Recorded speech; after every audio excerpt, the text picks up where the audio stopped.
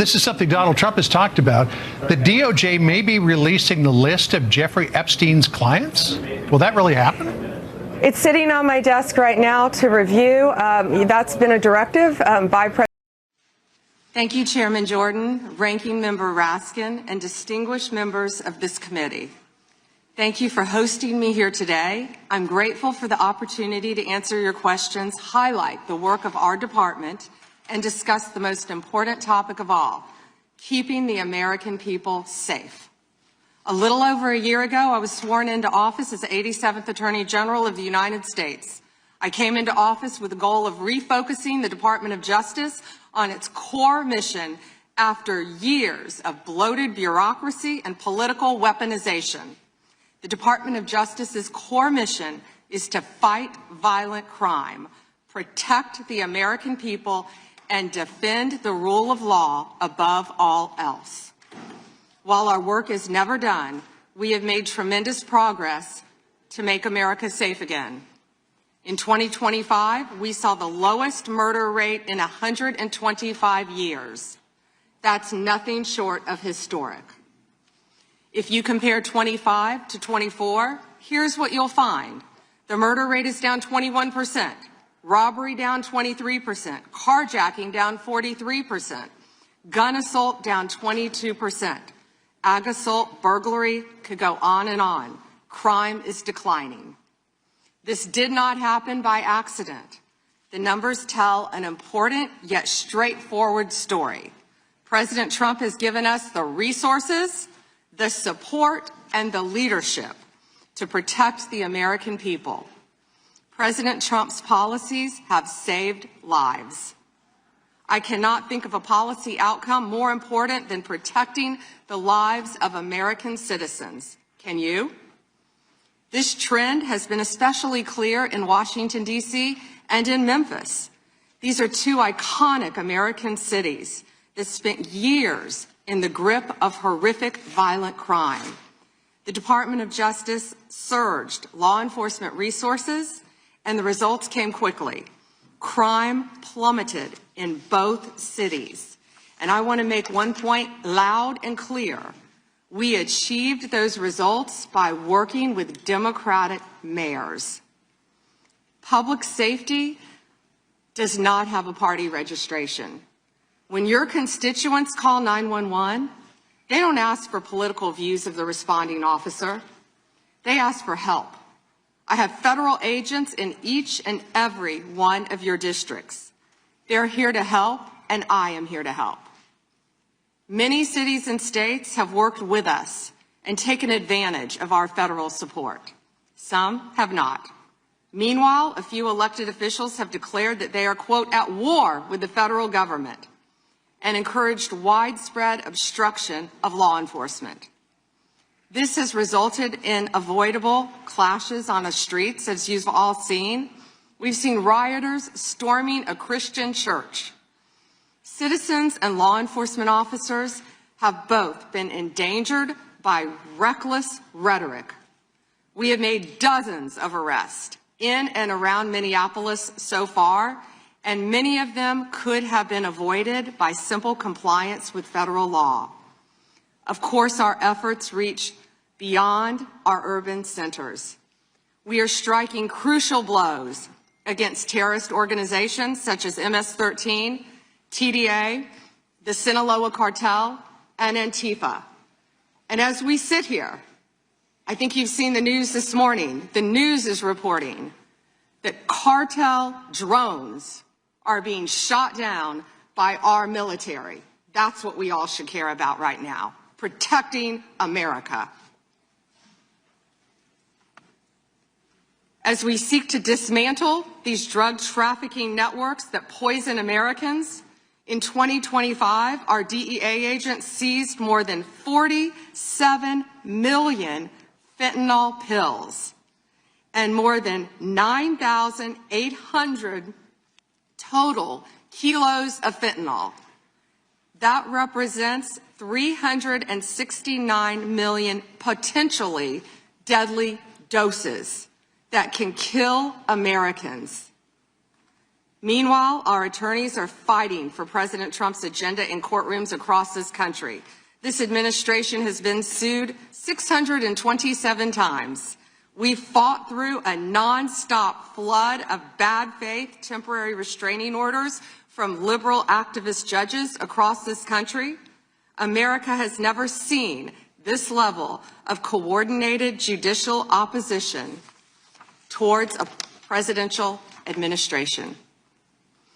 It is not only an unlawful attack on the executive branch's authority, but a serious attack on the democratic process.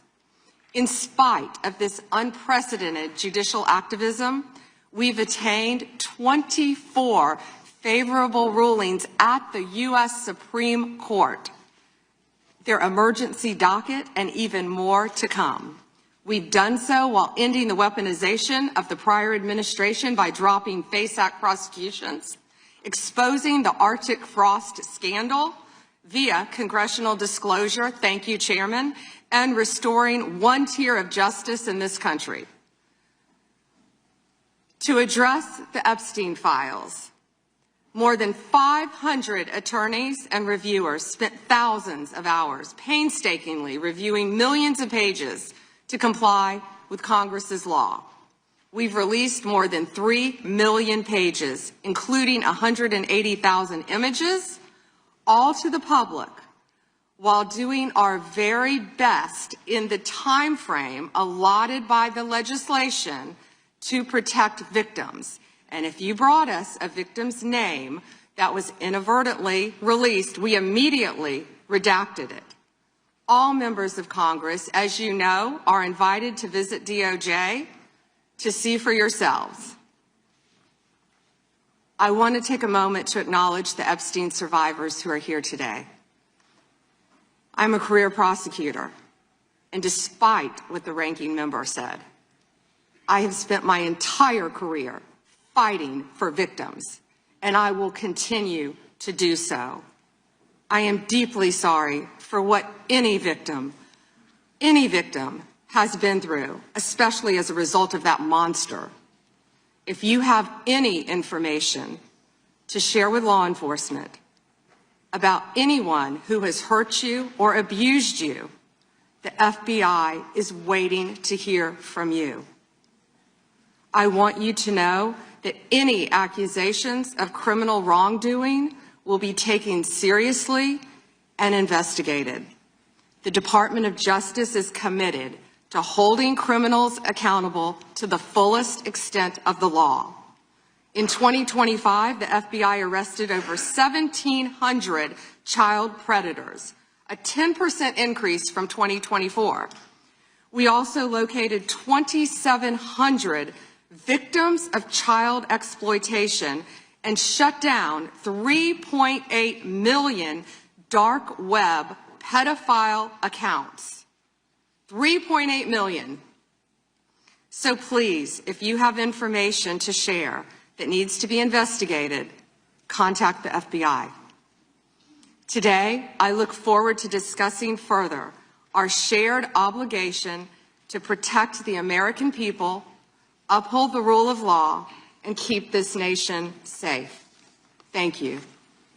Thank you, Madam Attorney General. The Chair we now proceed under the 5-minute rule. The Chair recognizes the gentleman from California for 5 minutes. Thank you, Mr. Chairman. Madam General, thank you for your extensive remarks, particularly on your continued investigation of those responsible over the years in the Epstein debacle.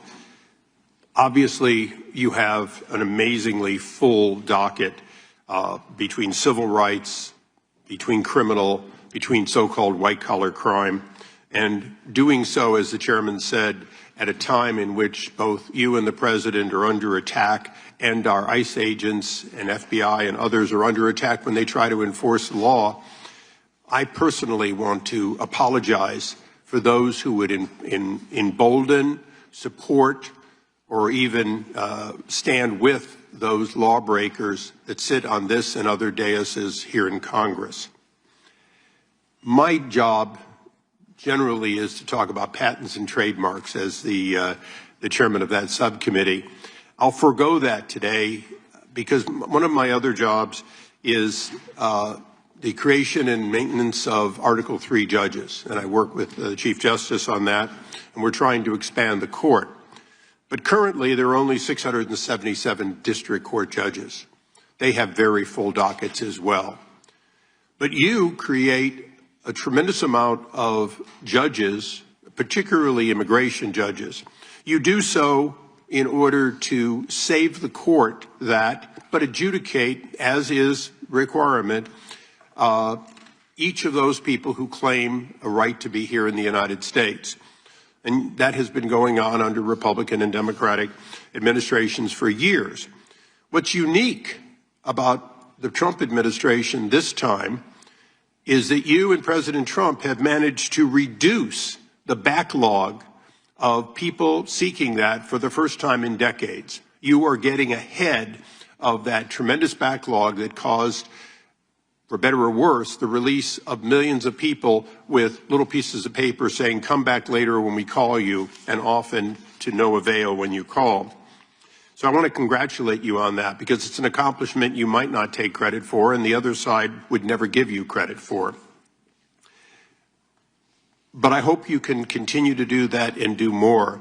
And I say so for a reason, because much of this hearing will be about Minneapolis and other places in which the backlog of criminal aliens, including in my home state of California, people who have hurt other people, people who have victimized their communities, is extensive.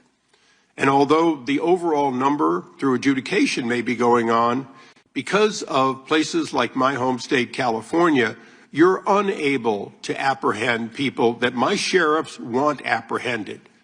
They desperately want to cooperate, and they're prohibited by law. It is this committee's opinion on this side of the aisle that, in fact, you should be given the ability to demand that participation, and that the release of a known criminal not be considered to be acceptable just because a state or city has declared itself a sanctuary. I want you to opine on just one thing that I think has been misunderstood. As I said earlier, you create and maintain those judges that adjudicate these cases. You also support so many that, in fact, have to make decisions as judges. Knowing that this limitation of so few Article 3 judges are there, please educate those who seem to miss the point that Article 1 judges, including bankruptcy judges, including immigration judges, including lots of people with the title appropriately judge, do in fact issue documents that look like, act like, and are normally accepted as warrants, as subpoenas, as demands for state officials to stand aside and allow the production of either an individual or documents. Because I think people are missing the point that these ICE retainers and detainers and so on, they act like they're nothing, when in fact, in the ordinary course, Madam General, you do in fact have Article 1 judges constantly putting those out, and they are respected normally.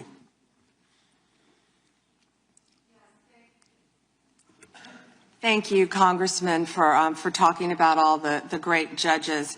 And if I could add one thing to that, we are always recruiting and looking for judges. So please reach out to our office for these judges who are handling all these very important matters. We've even added some JAG officers as immigration judges. Thank you.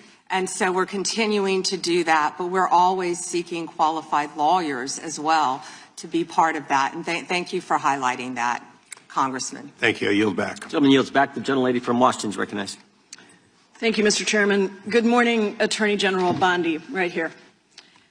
We are joined in this room by some of the thousands of survivors from Jeffrey Epstein's horrific sex trafficking ring. They have shown such incredible courage in speaking out, in demanding accountability to bring the predators and pedophiles to justice. The Epstein Files Transparency Act required your Department of Justice to disclose the perpetrators connected with Epstein's criminal activities and to redact the information of survivors to protect their identities. Let me show you what actually happened. First, in violation of the law, your department has shown a pattern of redacting the names of powerful predators. Here behind me is one example of an email from Epstein to a man whose name was redacted. The email reads, quote, "Where are you? Are you okay? I loved the torture video." Only after members of Congress demanded that we see the unredacted files did the world learn the name of this individual, Sultan Ahmed bin Sulayem, the chairman and CEO of a company that had financial ties to President Trump's business and personal ties to Trump's advisor, Steve Bannon. Second, the survivors were not similarly protected, also in violation of the law. Here is another email titled Epstein Victim List. We have blurred the names of the survivors for their protection, but your Department of Justice initially released this list of 32 survivors' names with only one name redacted, along with numerous files that disclose not only the names, the emails, and the addresses of survivors, but also nude photographs and even the identities of Jane Does who had been protected for decades until your department released their names. Survivors are now telling us that their families are finding out for the first time that they were trafficked by Epstein. In their words, quote, "This release does not provide closure. It feels like a deliberate attempt to intimidate survivors, punish those who came forward, and reinforce the same culture of secrecy that allowed Epstein's crimes to continue for decades." To the survivors in the room, if you are willing, please stand. And if you are willing, please raise your hands if you have still not been able to meet with this Department of Justice. Please know for the record that every single survivor has raised their hand. Attorney General Bondi, you apologized to the survivors in your opening statement for what they went through at the hands of Jeffrey Epstein. Will you turn to them now and apologize for what your Department of Justice has put them through with the absolutely unacceptable release of the Epstein files and their information?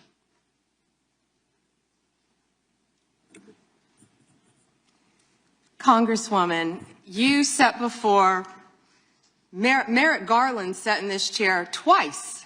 Attorney General Bondi, no, can I finish my answer? No, I'm going to reclaim my time because I asked you a specific question that I would like you to answer, which is, will you turn to the survivors? This is not about anybody that came before you. It is about you taking responsibility for your Department of Justice and the harm that it has done to the survivors who are standing right behind you and are waiting for you to turn to them and apologize for what your Department of Justice has done. Members get to ask the questions, the witness gets to answer in the way they want to answer. The Attorney General can That's respond. Not accurate, Mr. Chairman. Because she doesn't like the answer. So, Mr. Chairman, why I have asked didn't she ask Merrick Garland this?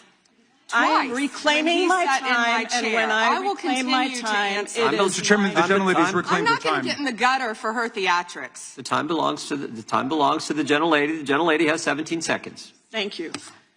You're not going to answer this question, so let me just Chairman, say this. I'll direct it to what you. a massive cover-up. No, I'm answering a question. Chairman, will you restore her time? The witness is interrupted. I'm not going to get in the gutter with this woman. Stop the She's time doing theatrics. let me have my time. The gentlelady from Washington controls the time. The gentlelady has 17 seconds. You can proceed with your final 17 seconds. What a massive cover-up this has been and continues to be Donald Trump made the release of the Epstein files the center of his political campaign because he thought it would benefit him. Then you got into office, Attorney General, claimed to have a client list, only to then say that there was no list. Your deputy, Todd Blanche, met alone with Elaine Maxwell and transferred her to a minimum security prison. And now you continue the cover-up. And I wish that you would turn around to the survivors who are standing right behind you and on a human level, Chairman, Chair now recognizes the chair. And what you have done.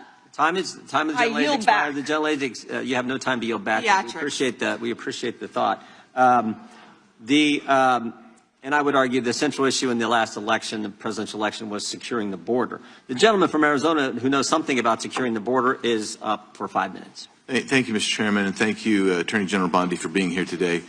In 2022, Lafarge, which is a French cement company, pled guilty in U.S. federal court to participating in a criminal conspiracy with ISIS. That conspiracy contributed to the deaths of U.S. service members fighting in Syria during Operation Inherent Resolve. As part of the plea agreement, Lafarge was required to pay more than $775 million to DOJ's Asset Forfeiture Fund. In February 2025, my colleagues and I sent you a letter urging the department to review the petitions for remission submitted by the families of those fallen service members, including several of my constituents. The previous administration ignored these victims and our requests and left their petitions unresolved. My question for you on this particular issue is if you're willing to work to ensure those families that their petitions will be reviewed and brought to a resolution. Congressman, we are aware of that, and we're committed to doing everything we can to support the victims and work with you. Thank you for that question. Yeah, appreciate your answer. And now let's go to something that is also pressing that I've been working on for years, and this is the FISA Section 702 and Arctic frost. In January 2025, you testified before the U.S. Senate and agreed with Senator Lee that, quote, anytime an American citizen's private communications are intercepted or stored, whether through incidental collection or otherwise, those communications should not be searched without some showing of probable cause. Close quote. You still hold that view today, I assume? Yes. And during the most recent FISA reauthorization, I offered an amendment to establish a clear warrant requirement for searches of Americans' data while preserving every publicly cited operational exception, including emergencies, defensive queries, cybersecurity threats. And my intent was to ensure the Department of Justice could continue to keep Americans safe while also ending warrantless searches of U.S. persons' data. Are there any additional circumstances or exceptions that you believe must be included to ensure DOJ can continue to operate effectively while still protecting American citizens' data and privacy? Yeah, Congressman, we are committed to working with Congress to uncover weaponization and other misconduct by Jack Smith, by others, Arctic frost, everything that happened under the past administration. And we are committed to working with you on that. And we are working with Chairman Jordan, with the House Intel, with all of our my fellow cabinet members on resolving that issue. Well, thank you. I'm glad you brought up Arctic frost because Section 702 was used in the Arctic frost investigation. It was. And information derived was used by Special Counsel Jack Smith. And my question has always been, and no one's been able to answer this, is what was the legal predicate for using a foreign intelligence authority in the Arctic frost investigation? Have you been able to ascertain any legal predicate? Congressman, what I can tell you today is that has been referred to my office. I can't discuss anything regarding that because it is very active and ongoing. And you probably can't answer this one either, but I really want to know if Section 702 queries related to that matter involved members of Congress, which we know at some level it did, congressional staff, which we know at some level did.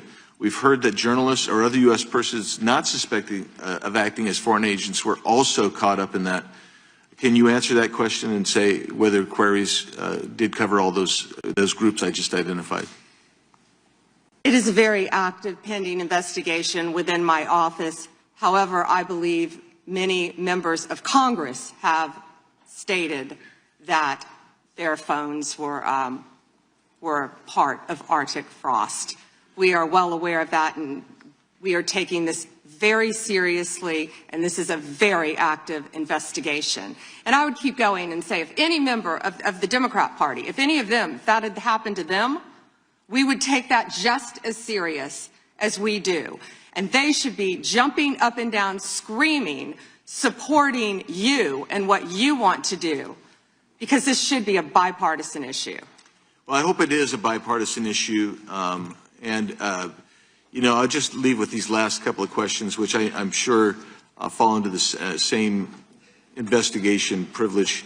But that's this: how many such queries were actually conducted overall? This is outside Arctic frost in the prior year by the FBI or other intelligence community. And particularly, we really need to know what were the legal standards applied? Did they use probable cause? Did they use reasonable articulable suspicion? Or did they have no individualized suspicion and just were gathering up information? And that's beyond the investigation regarding Arctic frost. I don't expect you to have that information today, but if you can help get that information so we can understand the extensive nature of this continued misuse of Cyclone 02, it would be very particularly helpful. And it was extensive. Yes, Congressman. Thank you. Time of the gentleman has expired. I have a UC, Mr. Chairman. And that is the gentlelady from Texas. I ask unanimous consent to enter into the record. El Paso airspace reopened after FAA quickly rescinds 10-day flights restriction. This was published by the Texas Tribune on February 11th, 2026, and it says it was because of an impasse with the DOD over the use of unmanned military aircraft and not triggered by Mexican cartel drones. Without objection. Point of order, Mr. Chairman. I didn't hear back about the second round of questions. I assume that's not happening. I just want to be able to assure the members, certainly on my side, if not both sides. That's not a point of order. No, that every member will get 5 minutes with the witness. Will there be 5 minutes for each? Yeah, you get 5 minutes. Yeah. With the witness. Okay, yeah. very good. Yeah. Okay. And are you up next? Gentleman from New York is recognized. Mr. Chairman, I want to begin by acknowledging the survivors of Jeffrey Epstein's horrific abuse who are in the room with us today. I want to thank all of you for your bravery in speaking out. And I want to say that you and the other survivors of these heinous crimes deserve better from this Department of Justice. In particular, it is shocking that the department did not redact the names of Epstein's victims, but it did redact the names of their abusers. I don't know whether this was done out of incompetence or whether it was deliberate and malicious. But either way, it is completely unacceptable. Even more troubling, the DOJ has failed to bring any of these perpetrators to justice. Instead, it has engaged in a relentless pursuit of Donald Trump's perceived enemies. I want to focus on just one example. The Attorney General of my home state of New York, Tish James. This DOJ has been hell-bent on securing an indictment against Ms. James for something, anything, simply because she held Donald Trump's companies accountable for years of financial fraud. And indeed, the department manufactured an investigation against her for alleged, quote, mortgage fraud. But the U.S. attorney leading the investigation, Eric Siebert, a Trump appointee, refused to bring charges against Ms. James because there was simply no evidence. Unfortunately, a prosecutor who refuses to do Trump's bidding has no place in this DOJ, so Mr. Siebert was forced out. Trump could not contain his fury that he expressed to you in a social media post addressed to you by name. I'm sure you've seen it. Quote, I fired him and there is a great case, he wrote to you about Mr. Siebert. Then we moved down. We can't delay any longer. It's killing our reputation and credibility. They impeached me twice and indicted me 5 times over nothing. Justice must be served now. And obviously, you followed that order. Lindsay Halligan, Trump's former defense lawyer who had never prosecuted a case in her life, was installed to replace Mr. Siebert, and it was clear that part of her mandate was to go after Ms. James. Halligan immediately sought an indictment, which the court dismissed because Halligan was illegally put into the role. But your department was undeterred, and not once, but twice, it tried to indict Attorney General James in separate courts. Both grand juries rejected you and refused to indict her. It is practically unheard of for a grand jury to refuse an indictment. In 2016, it happened in just 6 cases out of over 150,000 offenses. And you had it happen twice in the same week, in 2 different courts. That must have been humiliating. And now there are reports that you are continuing to investigate her. The amount of resources that have gone into targeting Attorney General James, months of investigations, multiple failed indictments, is astounding. Since your own prosecutors told you that there is not enough evidence to support a conviction, it's clear that you were going after her simply because she held President Trump accountable and he wants to punish her. And she is just one name on a long list of Trump political enemies that DOJ is reportedly targeting. From Jerome Powell and Lisa Cook at the Federal Reserve to James Comey, numerous Democratic members of Congress, John Brennan, Jack Smith, Democratic officials in Minnesota, Chris Krebs, Miles Taylors, and more. And those are just the ones we know about. In contrast to these politically motivated investigations, grasping at something they can charge their enemies with, we now have concrete evidence of disgusting criminality revealed in the Epstein files. So I really have just one question for you. How many of Epstein's co-conspirators have you indicted? How many perpetrators are you even investigating?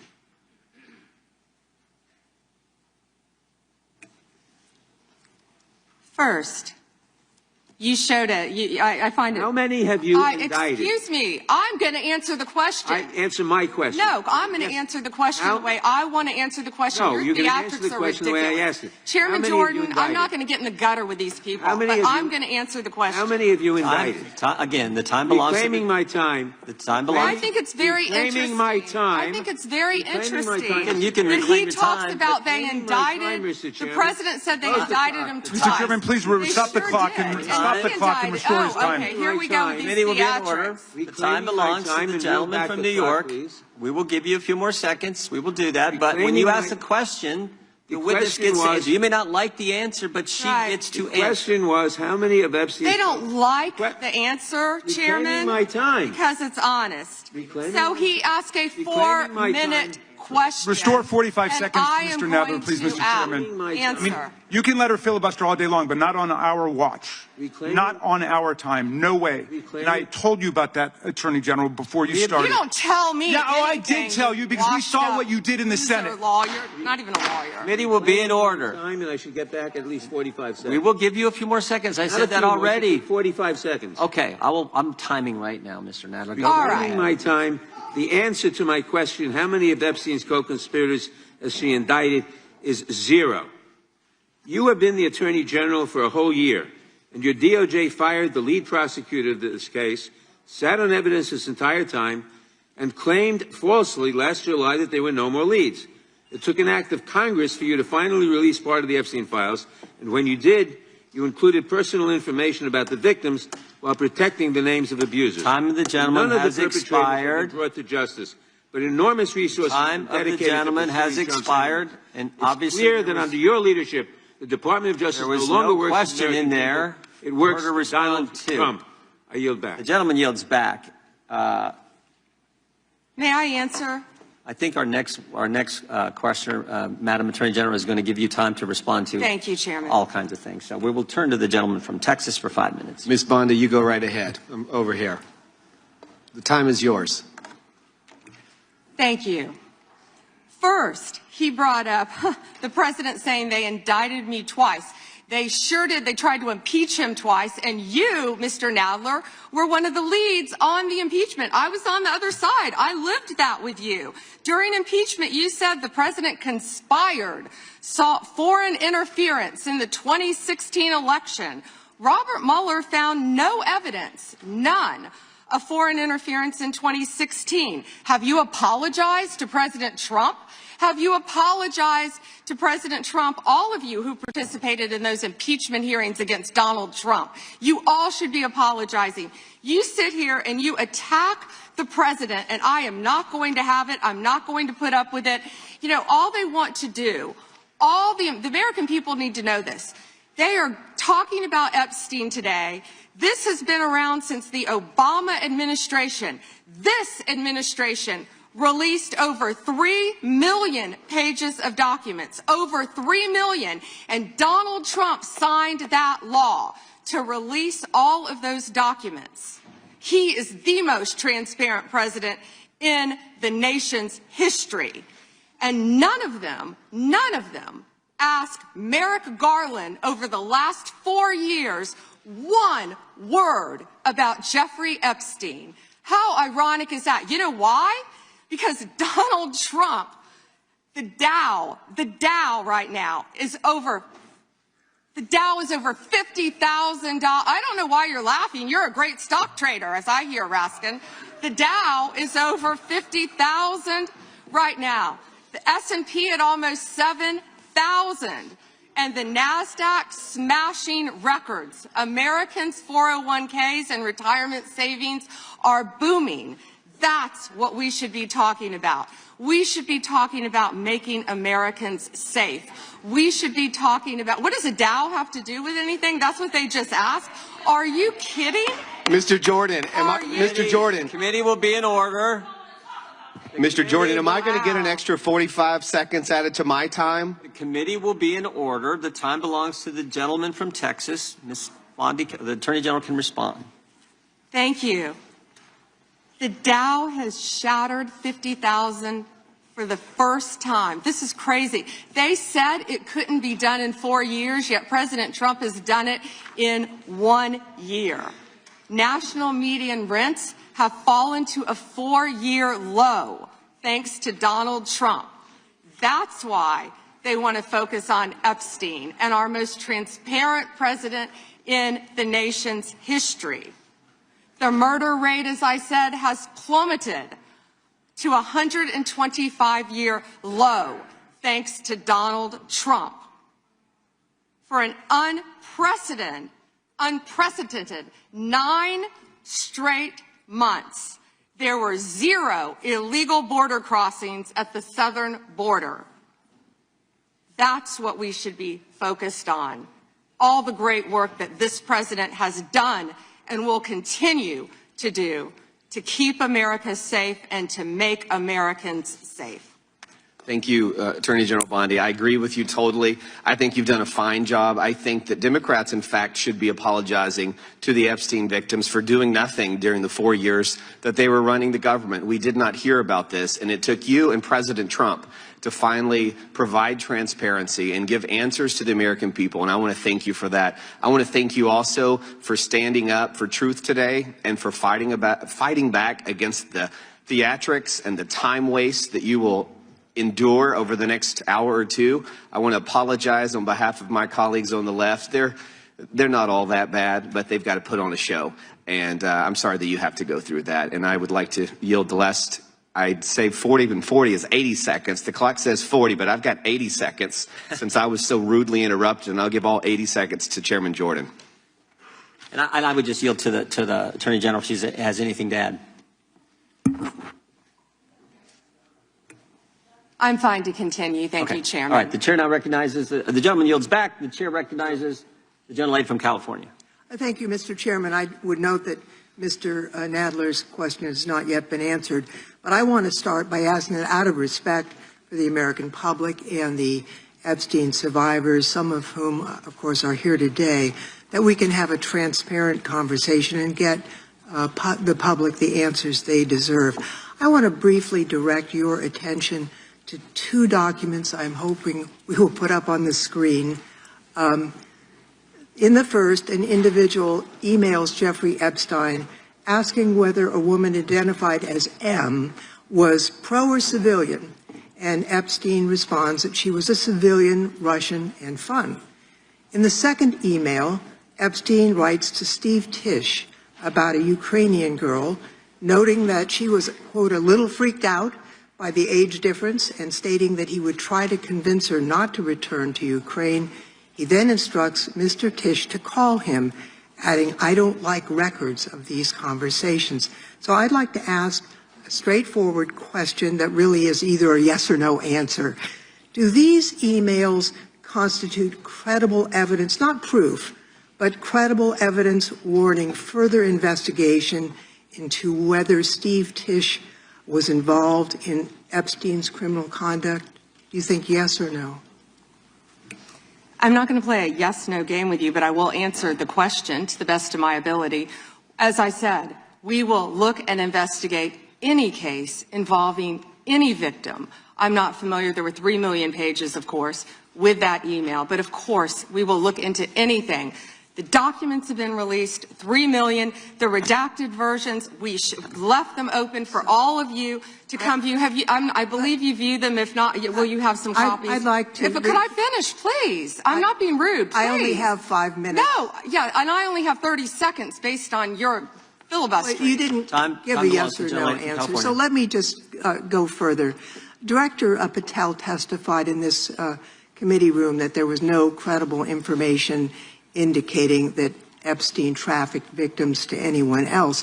And glancing at the documents, that proves that's not the case. In July, your department issued a memo stating that it had conducted an exhaustive review of the Epstein files and concluded that no additional individuals would be charged. So I did go over to the Department of Justice yesterday. I would note that 400 and all our 35 members are in the House, and there's 4 computers. So it would take many months to actually have the time. I only had a few hours. I think the transparency argument is really kind of a sham because it's not really possible. Whoa. Did you have to wait to get a computer? It is not possible to really go in. I did, however, see a U.S. attorney information for the Southern District of New York indicating that there were additional survivors and probable co-conspirators. Other members of Congress have uncovered likely co-conspirators whose names were blocked out. Now, the Epstein File Transparency Act, which all but one member of this House voted for and the President signed, requires the Department to release everything except that it needs to be redacted to protect the victims or an ongoing prosecution, which apparently there is none from the testimony we have received. I am concerned that this act has not been fully complied with. When Director Patel came to the committee, he admitted that up to 1,000 FBI agents had gone through the files and redacted President Trump's name from them. And it's pretty clear that what has been transmitted from the FBI continues to redact President Trump's name, even though he is mentioned thousands of times in these files. So I think the credibility of the department in terms of complying with the act has been damaged. And I think the department's credibility has been damaged in other ways. I think we all saw the horrible video of American citizens being killed by ICE agents in Minneapolis. And I think how the department has handled these cases raises a lot of doubt about the department. State and local police in Minnesota got a court order to get access to the crime scene to be sure evidence would be properly preserved by federal agents. But they took the agents defied the court order, and in a departure from general policy, the DOJ is not collaborating with state and local law enforcement on these homicides. So I really think that is a disgraceful approach to the homicides of American citizens, and really does nothing to bring credit to your department. And, Mr. Chairman, I would yield back. Gentleman yields back. May I answer? Attorney General can respond. I find it interesting that she keeps going after President Trump, the greatest president in American history. And if they could maintain their composure, this isn't a circus, this is a hearing. I find it interesting she keeps going after Donald Trump. She doesn't say how much money she took from Reid Hoffman, did you? And nor did Mr. Chairman, regular order, please. She posted nothing on her X account, on her Twitter account during the Biden year. Gentlelady. And yet now all of a sudden question she's going after Committee will be in order. There was no question on you, Attorney General. She doesn't just get to Committee will be in order. I have a point of order, Mr. Chairman. Committee will be in order. Point of order, Mr. Chairman. Lady can state her point of order. When a witness attacks... Not a valid point of order. You got to state... She hasn't completed her point of order yet. Please let her speak, Mr. Chairman. Let's have some regular order here. Regular order is you got to state the rule. And I am trying to make a point of order that the witness, what rule are you referring to? Without responding to a question, has attacked me personally. I think it's pathetic that she can't answer the questions and instead is attacking that is not even close to a the point of order. The gentleman from Wisconsin is recognized. In August of last year, I sent a letter to the Department of Justice asking for assistance in seeking compensation for the town of Lac du Flambeau. Town of Lac du Flambeau is in my district, and your office replied that it was an ongoing matter and unable to comment on it, which I understand is just fine. But I want to set this up just as a reminder. So 3 years ago, it was at this time of year that 4 roads were blockaded in the town of Lac du Flambeau, and the temperature was 25 below zero. People had to park their cars at a neighbor's place, take the snowmobile across the lake to get their car, and then be able to drive into town. There were people 80 and 90 years old that could not were very concerned that they'd be able to get emergency medical services. And the perpetrators of this, the tribe out there, they demanded compensation from the town. I would call it extortion. They ultimately got $600,000 from the town of Lac du Flambeau. The unfortunate part, Mr. Chairman, is that the Biden administration took the side of the perpetrators who closed those roads off, and the Biden administration made it clear to the town of Lac du Flambeau that we are not on your side in regards to this. Well, fortunately, there was a federal judge that said, no, this is wrong, what happened, and these roads should be left open, they should continue to be left open. My question to you is, are you willing to work with my office and with the town of Lac du Flambeau to further investigate this matter and seek compensation from the tribal government after their extortion of $600,000 from this little town in northern Wisconsin?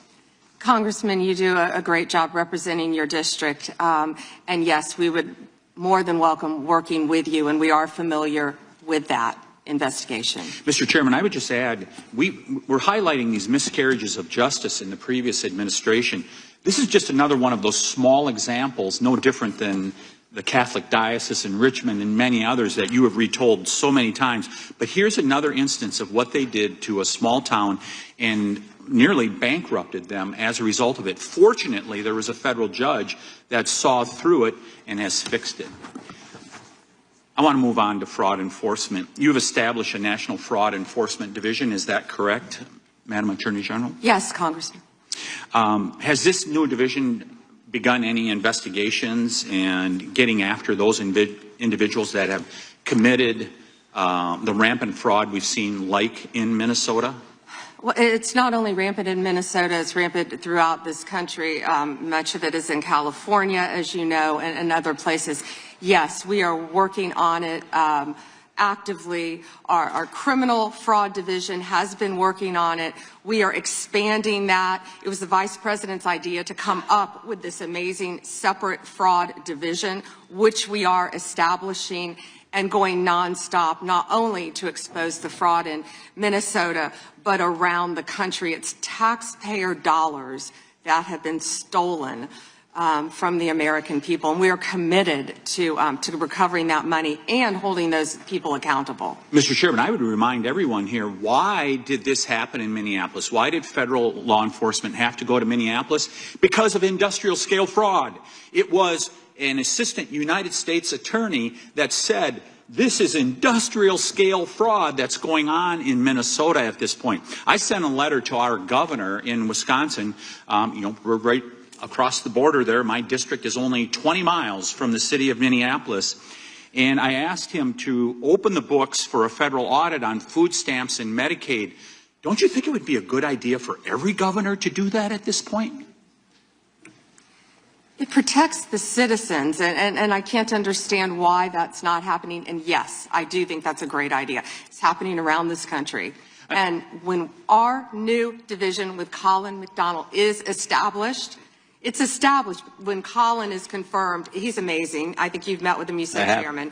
When that is established, we're going to work on both sides of the aisle. That's what we want to do, to stop fraud in every city, in every state in this country. We will continue to fight for the American people. So you would encourage every governor across the United States, after what we have seen in Minnesota, what we almost certainly know is happening in other states, you mentioned California, you would agree that every governor should avail themselves of federal resources to make sure that this industrial scale fraud is rooted out to protect the taxpayers of the United States. Is that correct? Absolutely. Mr. Chairman, I yield back. Gentleman yields back. The gentleman from Tennessee is recognized. Thank you, Mr. Chair. First, I'd like to thank you for holding this hearing and holding it in a proper fashion as you have. Secondly, I'd like to thank all of the victims of the Epstein case who've come here to attend this hearing, for doing it and for being brave and trying to move this justice forward. I apologize. I can't do it with the Attorney General not recognizing you. That's embarrassing. I am from Memphis, General Bondi, and Memphis does have the task force there. The Memphis Safe Task Force has been operating in Memphis for several months. And we do have a Democratic Mayor, Paul Young, and he's not against the task force, but he is against ICE being in Memphis, and he's not in favor of the National Guard being in Memphis. And I concur with him on those positions. I think the DEA being there, the alcohol, tobacco, firearms, the FBI, who have been in Memphis in other ways, having more people there is good for Memphis. Crime has gone down in Memphis, but it went down 25% before the task force got there under the direction of Mayor Young and Director Davis, Chief Davis. It's gone down about 15% more since then, and that's good. But I would like to comment that Mexico City's homicide rate has gone down 40% during the same time, when Memphis has only gone down 25%. And that's not necessarily because of the task force, although the mayor says he thinks it's helped. So I thank you for that. You would agree, I presume, that violent crime in communities across our country is critically important, and that's why the task force is there. Is that not true? Yes, and if I can just add to that, I think the surge, the FBI, our FBI under the leadership of Director Patel, came in and did a surge in Memphis. Earlier. Prior to the task force. Yeah, and thank you for saying that about Mayor Young. He's been great to work with, and thank you. He's a good guy. He's a very good guy. One problem I've got with where we are in priorities here.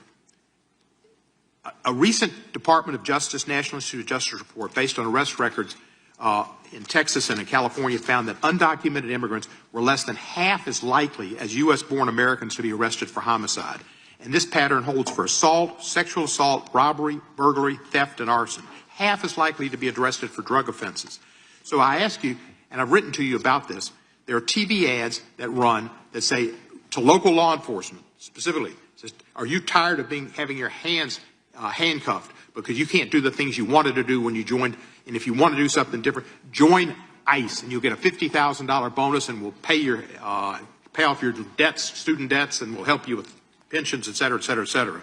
So they're encouraging local law enforcement to leave local law enforcement and go to work for ICE. We need people working in the front lines and local law enforcement to protect our citizens from the worst of the worst. The worst of the worst are not the immigrants. The worst of the worst, records show, are native-born Americans, and they are committing crimes that hurt our citizens and our cities, and you're working against it, and thank you for that. But by trying to get our local law enforcement, where we have an undercount of officers in Memphis, to leave Memphis and go to work for ICE to deport people is a wrong priority. Why are we trying to get people, policemen who are working on the front lines, to leave the front lines, take the $50,000 and go to work for ICE and instead of working to fight the worst of the worst? Congressman, I have not yet seen that commercial, that ad. I would argue that we need strong people in both local law enforcement, state law enforcement, and all of our federal agencies working together. I've seen some of the worst violent criminals who were in this country illegally. We both know that. And in Memphis, working hand in hand, I want to stick with Memphis and your mayor and what you discussed, because there have been nearly 6,000 arrests as of February 8th, and I think you agree with this, in your district, and almost 600 gang members. What we found in Memphis, a lot of the gangs are local gangs. But 600 gang members were taken off the streets. I'm going to agree with you. I thank you for that. And 148 missing children were recovered by all of us working together, and nearly 1,000 illegal guns were seized as a result of us working together. And I don't disagree with some of the things you said, but there are questions about those children, but it's a different thing. The fact is, ICE is running rampant, and you are not investigating them. When they killed Mr. Prete, and Ms. Good, that was an execution, and you did not investigate it. And you tried to investigate Ms. Good's widow, and you tried to investigate Mr. Prete. They were executed, like Kristi Noem executed her dog. And that was wrong. And you should investigate those people, and you should investigate anybody that uses a weapon, in federal official or not, for civil rights violations. I yield back the balance. Gentleman yields back his time. Madam Attorney General, anytime you need a break, just let us know. If not, we'll just keep going. The chair is now recognized for 5 minutes. Madam Attorney General, you're not allowed to exercise your constitutional rights in a way that tramples on someone else's, are you? No. No, you can't do that. I mean, you have a right to petition the government under the First Amendment. That doesn't mean you can come into this room and start screaming at Mr. Raskin or me or anybody else and disrupt a congressional hearing. You have a right to protest on the street, but that doesn't give you a right to go into the Capitol and disrupt Congress. Something these guys talk about every day. You can't do that. So when Don Lemon said that he was exercising his First Amendment free press rights, freedom of the press rights, that's not really accurate because he was trampling on other individuals' rights. Is that true? Chairman, we will always protect our churches and the freedom of religion. And yes, that's accurate. First right mentioned under the First Amendment, freedom of religion, freedom to practice your faith the way you think the good Lord wants you to, right? That's right, under the federal government. And isn't it true that Mr. Lemon met at a shopping center with the rioters who entered City's Church in St. Paul, met with them prior to marching to the church?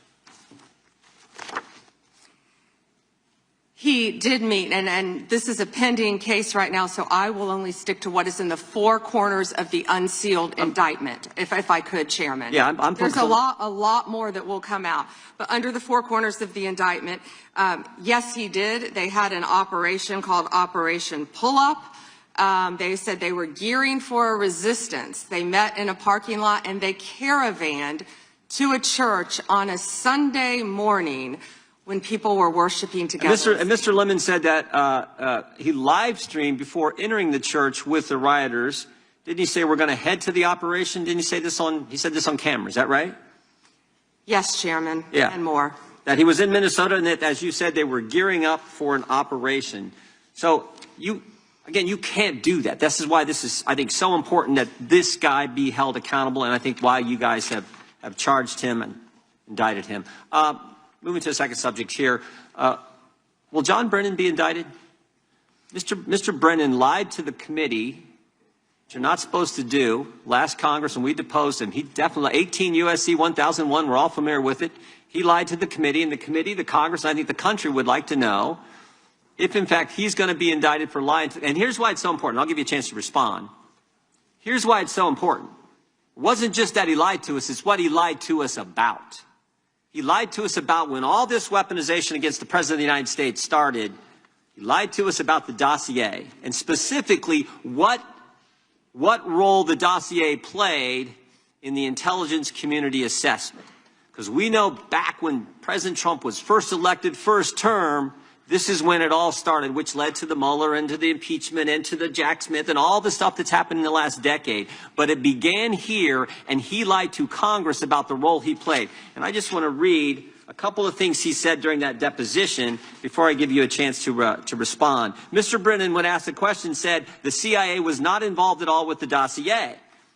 He said it was their purview, FBI's purview, and not ours. He also said the CIA was very much opposed to having any reference or inclusion of the Steele dossier in the intelligence community assessment.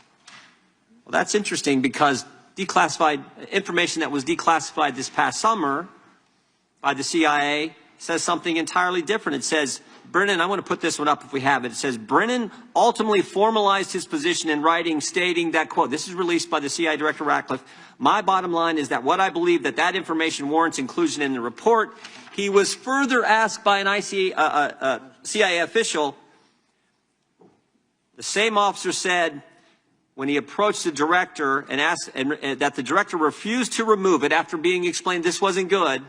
With the dossier's many flaws, he said, yes, but doesn't it ring true? So this is John Brennan using that document to change intelligence community assessment, which I think led to all the stuff we've seen over the last decade. And I think this committee in the country, Congress in the country, like to know if Mr. Brennan is going to be indicted. What I can confirm is that we have received a referral from you, Chairman Jordan, to investigate John Brennan. His attorneys have made some public statements, but the department is still bound, of course, by our longstanding policy of not discussing matters. What I will say today, I can't confirm nor deny whether there is a pending investigation, but what I will say is no one is above the law. Mr. Chairman, Weaponization has ended. Yeah. Point of order, Mr. Chairman. Gentleman from New York is recognized for a point of order. If we want to know whether Mr. Brennan will be indicted, you should just ask the president. Not a point of order, but I appreciate you trying to make it one. The gentleman from Georgia is recognized. Thank you, Mr. Chairman. General Bondi, it's been reported that there were at one point 1,000 personnel assigned to the task of identifying and scrubbing Donald Trump's name from the Epstein files. Were those reports accurate?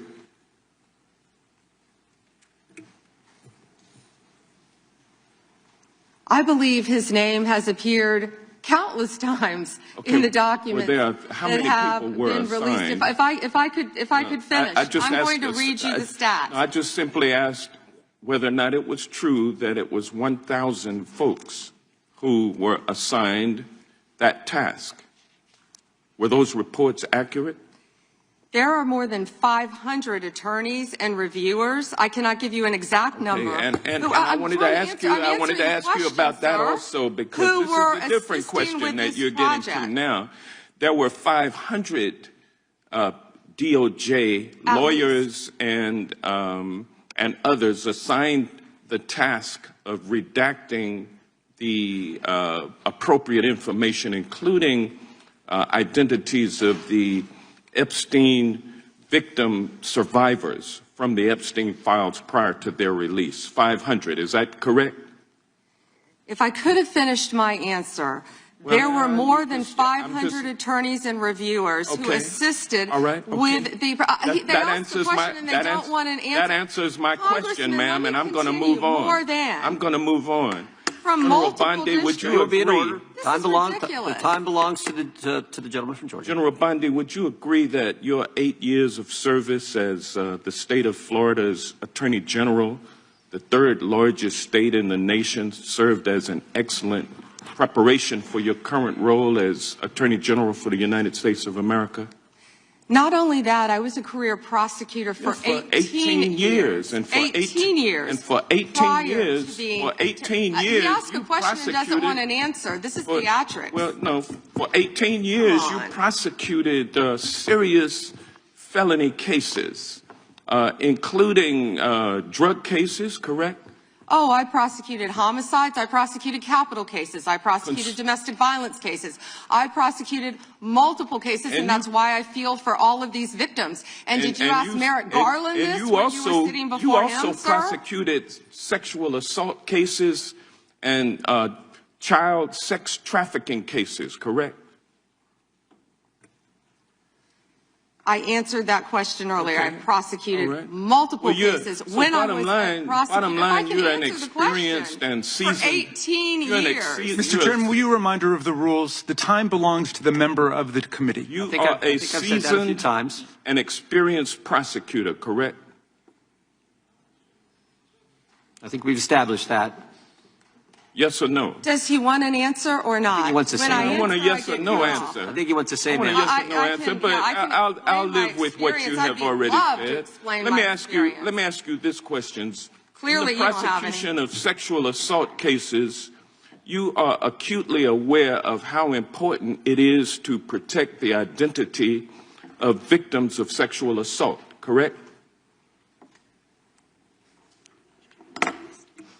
I have addressed this multiple times. I think others were cutting me off when I was trying to. I just simply asked, are you aware of the fact that it's vitally important to protect the identity of sexual assault victims as you prosecute their the people they accuse of assaulting them. Isn't that correct? Excuse me.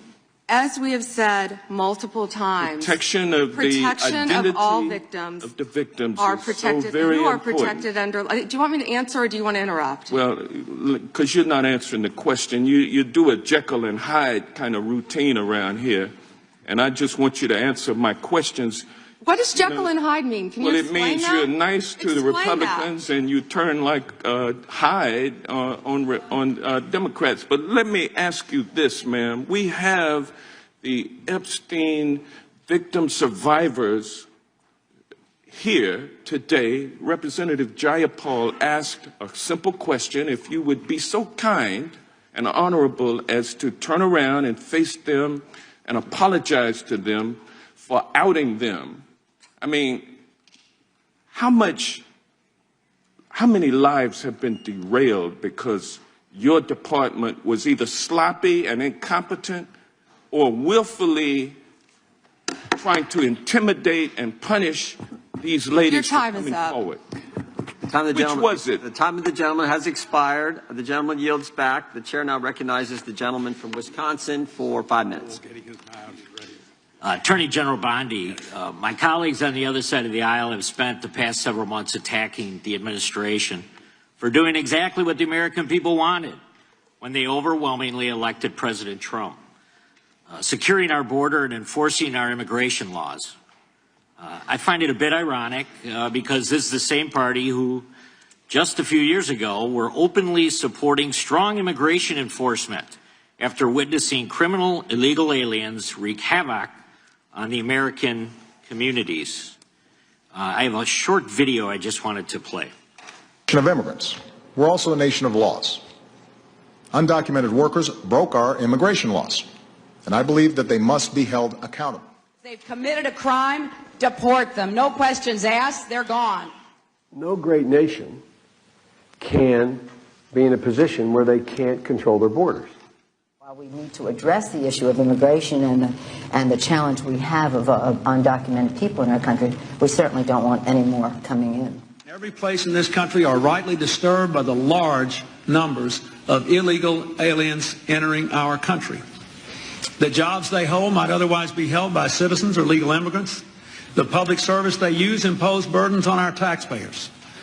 That's why our administration has moved aggressively to secure our borders more by hiring a record number of new border guards, by deporting twice as many criminal aliens as ever before, by cracking down on illegal hiring, by barring welfare benefits to illegal aliens. Illegal immigration is wrong, plain and simple. When we use phrases like undocumented workers, we convey a message to the American people that their government is not serious about combating illegal immigration, which the American people overwhelmingly oppose. If you don't think it's illegal, you're not going to say it. I think it is illegal and wrong. Open the borders, my God. You know, there's a lot of poverty in this world, and you're going to have people from all over the world, and I don't think that's something that we can do at this point. Can't do it. Yes or no? Would you allow the cities to ignore the federal law? No. We simply cannot allow people to pour into the United States undetected, undocumented, unchecked, and circumventing the line of people who are waiting patiently, diligently, and lawfully to become immigrants in this country. So, Attorney General Bondi, what's the Trump administration, DOJ, doing to end the open border policies of the prior administration that saw dangerous drugs and criminal aliens flood our communities? Congressman, President Trump has worked tirelessly, as you know, to close our border, which is what the Democrats had asked for in that video. President Trump closed our borders on day one. He is protecting Americans. He is protecting our kids from the influx of drugs that were flowing into this country from Mexico, the fentanyl precursors that were coming from China. These precursors were taken from China into Mexico, and in Mexico they were mixed and freely taken right into our country, along with gang members, MS-13, TDA, freely coming into our cities around our country, thanks to Joe Biden's open border policies. That has stopped under Donald Trump. It will no longer happen under this administration, and he is doing everything to keep Americans safe. And let me continue. When he was elected overwhelmingly by the American people, the majority of the American people wanted Donald Trump. One of the main reasons was border security and keeping Americans safe. And that's exactly what he did.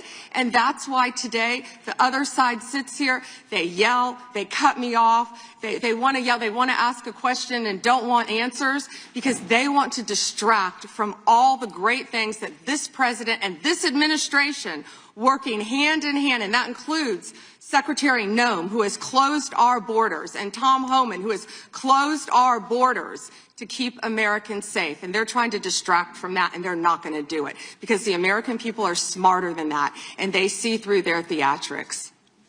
Thank you. Just quickly, yesterday Senator Grassley reached out to my office to tell me that I was one of the 20 members that was now disclosed were under surveillance from Jack Smith. This brings up the question of non-disclosure orders and whether or not they should apply to members of Congress. But with my phone records being surveilled, as well as looks like 19 other members of Congress, I'm just wondering how DOJ views that. Time is the gentleman's expired, but the gentlelady can respond. As I stated earlier, Congressman, anyone's records who were illegally obtained, Democrat or Republican, we will fight vigorously to stop that. Anything with Arctic frost, I can't discuss right now. And isn't it true, Madam Attorney General, the DOJ has changed their policy? You can't do that now. The DOJ is not going to go do that and ask the judge for an NDO. Absolutely. Yeah, good. That in and of itself tells you why how wrong it was. The chair now recognizes the gentleman from California. Great, thank you. Madam Attorney General, you acknowledged earlier to Mr. Johnson that President Trump was mentioned and the release countless times, you said, in the Epstein files. I just want to play a video, though, for you that I think speaks to the frustration that many of these victims have. Times Trump's name appears in the files, so it could at least be 1,000 times. Is that right? The number is a total misleading factor. We have not released anyone's name in the Epstein files that has not been credible. Director, could it at least be 1,000 times? We have released every piece of legally permissible information. Okay, you can characterize the numbers however you want it. I'm claiming my time, Director. It sounds like if you don't know the number, it could at least be 1,000 times. It's not. It's not. Is it at least 500 times? No. Is it at least 100 times? No. Then what's the number? I don't know the number. I understand why the victims are frustrated, and the Attorney General acknowledged what Mr. Patel would not acknowledge, that it was way more than 1,000 times. But I want to move, Madam Attorney General, to weaponization of government. And yesterday it was reported that 6 members of Congress had indictments sought against him, and they were not returned by a grand jury. My colleagues have spoken about their frustration of being in subpoenas and having cell phone records combed through. Well, in 2017 and 2018, Adam Schiff and I had our cell phone records and email records combed through, not by you, but a different Department of Justice under the President. It was in retaliation for our role in the Russia interference campaign. An Inspector General report would find this improper and that the predicate for it was absurd. In 2020, after sitting on 2 committees that were a part of the President's first impeachment, an FBI agent leaked my cooperation in a national security case where my campaign was targeted. The President's FBI senior leadership authorized 2 statements to the press that said I was never suspected of wrongdoing and only helped the investigation. But that didn't stop the death threats or my GOP colleagues from referring me to an ethics investigation where Kevin McCarthy's chairman on the ethics committee would find the same thing as the FBI. Our current FBI director would then write a book called Government Gangsters and identify a long list of enemies. About a quarter of them have been either investigated or indicted. He listed me at the very top, along with Adam Schiff, and during that same testimony, refused to recuse himself when asked if he would recuse if any case came across his desk involving me or people on that list. Since that testimony, his department has put me under investigation with Senator Schiff for the nonsense mortgage fraud cases that we've seen. I get it. This is what the President does. I've priced it in. We have a bingo card at home that my kids have made of what will come next. I expected that the president would come after his enemies. But what I want to talk to you next is serious, and I did not expect this would happen, and I'd like your help on it. The president has inspired death threats against me and many sitting up here with me. In June 2025, an individual left 11 voicemails at my district office. On the voicemails, they said, "Get the message to him. I'm going to hunt him down, that motherfucker, and toss his ass over the Golden Gate Bridge by my fucking self." Donald Trump's Department of Justice in the Northern District of California declined to prosecute. On May 14, 2025, on Twitter, responding to something I posted, an individual said, "No, it wasn't Eric, and now I'm going to kill you." The Department of Justice from the Southern District of Texas declined to prosecute. May through December of 2025, we received messages at my office that said, "I hope somebody shoots you and your children and your wife in the head. Pew, pew, motherfucker, pew, pew." I would stay indoors as much as possible, and my children, unfortunately, have to do that. The Department of Justice has not charged this individual and cited that he's a prolific caller and has health conditions, although what we have found in our own investigation and his voicemails is that he has said he will employ others to do this. The president can come after me. It's fine. I'm in the arena. So are these folks. But we never expected that the Department of Justice would not seek to prosecute and investigate those who are making threats against us. And that would include those on that side of the aisle. And I'm just asking for your help to protect life, because life is at risk with the environment we're in right now. Congressman, I completely agree with you. I know about several of those personally involving you. I believe one has been charged publicly, and there's something I would be happy to talk to you about off camera, but I can assure you that they are very serious. They are being looked into, and I can give you more details on those. None of you should be threatened, ever. None of your children should be threatened. None of your families should be threatened.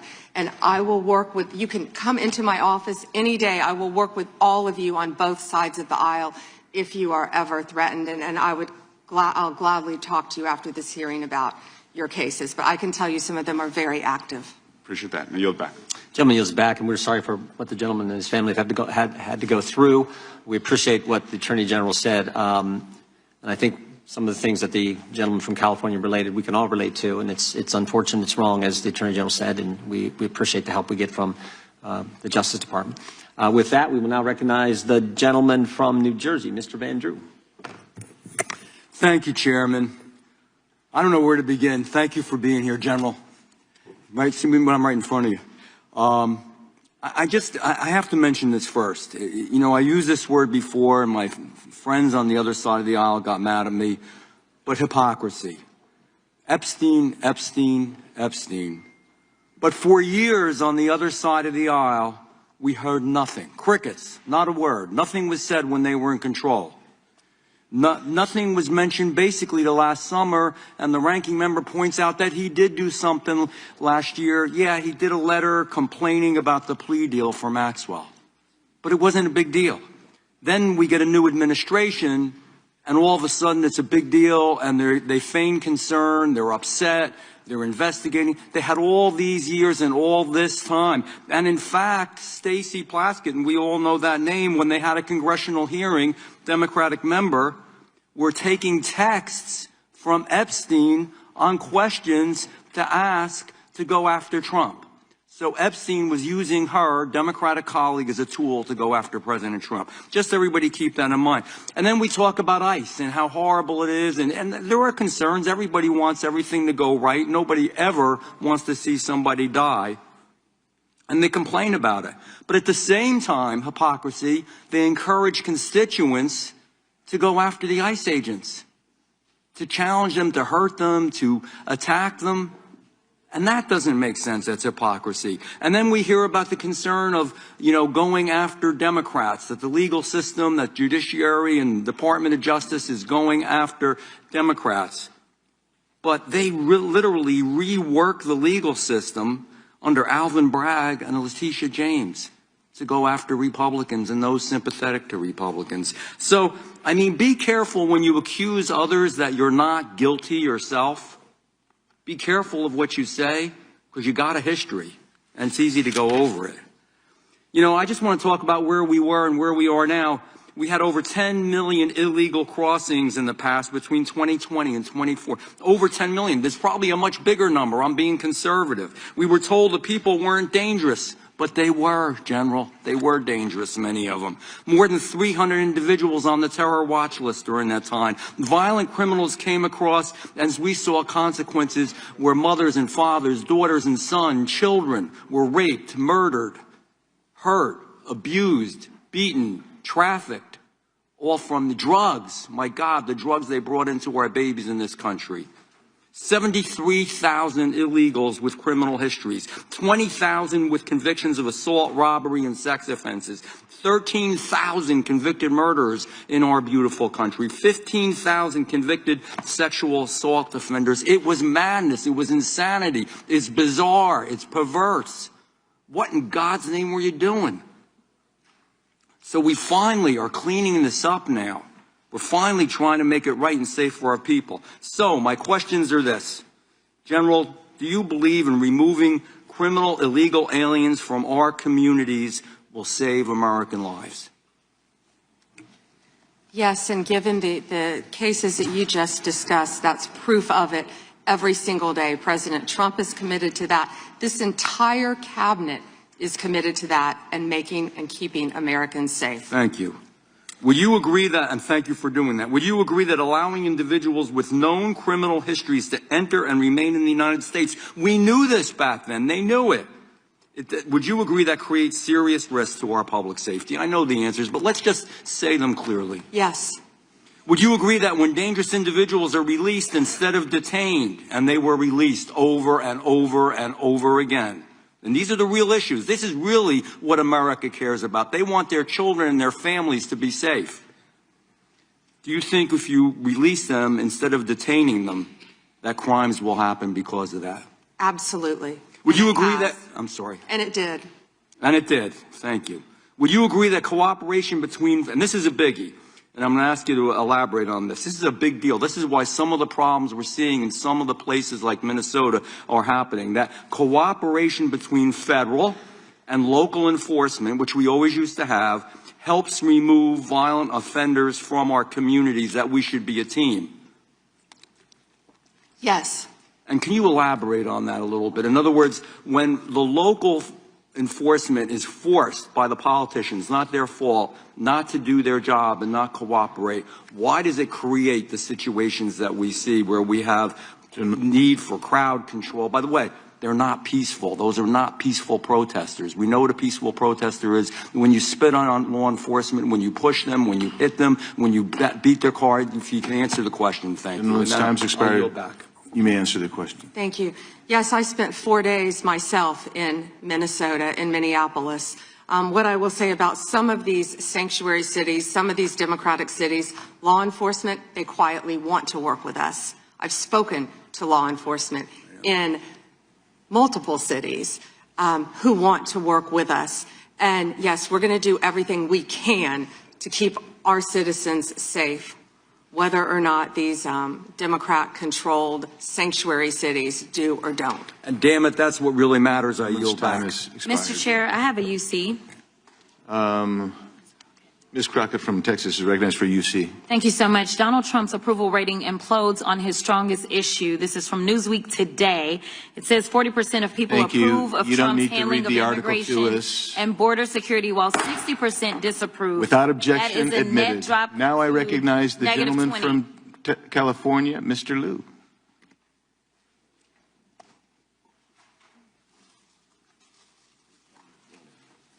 Thank you, Attorney General Bondi, for being here today. I'm going to show you two photos. Thank you. I'm going to show you two photos of former Prince Andrew.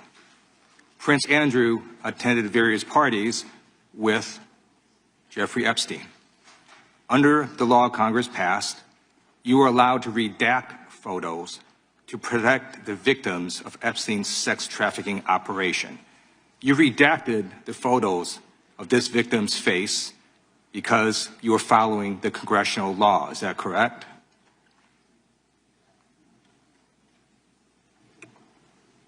I'm sorry, that we redacted the victim's Because you were following the congressional law, correct? Yes. Okay.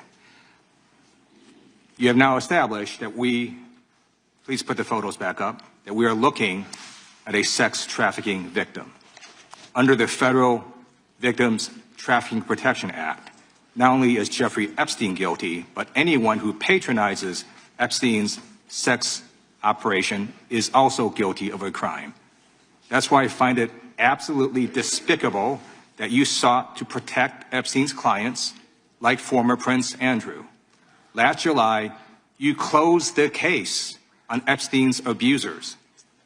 The July 2025 memo from your Department of Justice stated, quote, "We did not uncover evidence that could predicate an investigation against uncharged third parties." These two photos, please put the photos back up. These two photos staring you in the face are evidence of a crime and more than enough evidence to predicate an investigation against former Prince Andrew. So I ask you, Attorney General Pam Bondi, why did you shut down this investigation last July, and why have you not prosecuted former Prince Andrew? I don't believe you asked Merrick Garland these questions when he was Attorney General and set before I agree with you. You twice. I'm reclaiming my time. I agree with you. I agree with you. During the Biden administration, I called for people looking at Epstein files. Merrick Garland dropped the ball, as did Attorney General Bill Barr, as did Alex Acosta, a whole string of failures. But you are in charge. You have the power to change things, to hold these men accountable, and you're doing the opposite. You're protecting them. So I want to move on to another man. Can I answer Donald that, Trump. though? I want to move on to another question. Can I answer question. your question about protecting You answered the question. You're saying no. I love this. I want to discuss another man, Donald Trump, who is all over the Epstein files, like former Prince. Here's a video.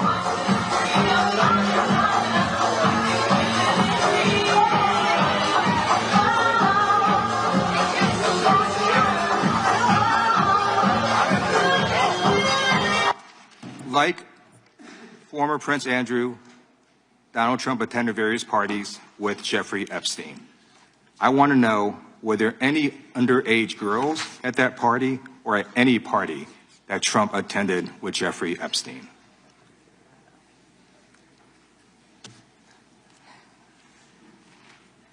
This is so ridiculous, and that they are trying to deflect from all the great things Donald Trump has done. There is no evidence that Donald Trump has committed a crime. Everyone knows that. This has been the most transparent presidency. He's the one that asked that those files I'm reclaiming my time. I got your answer. You said there's no evidence. Trump asked Chairman, please stop the clock. Sign the clock. the legislation.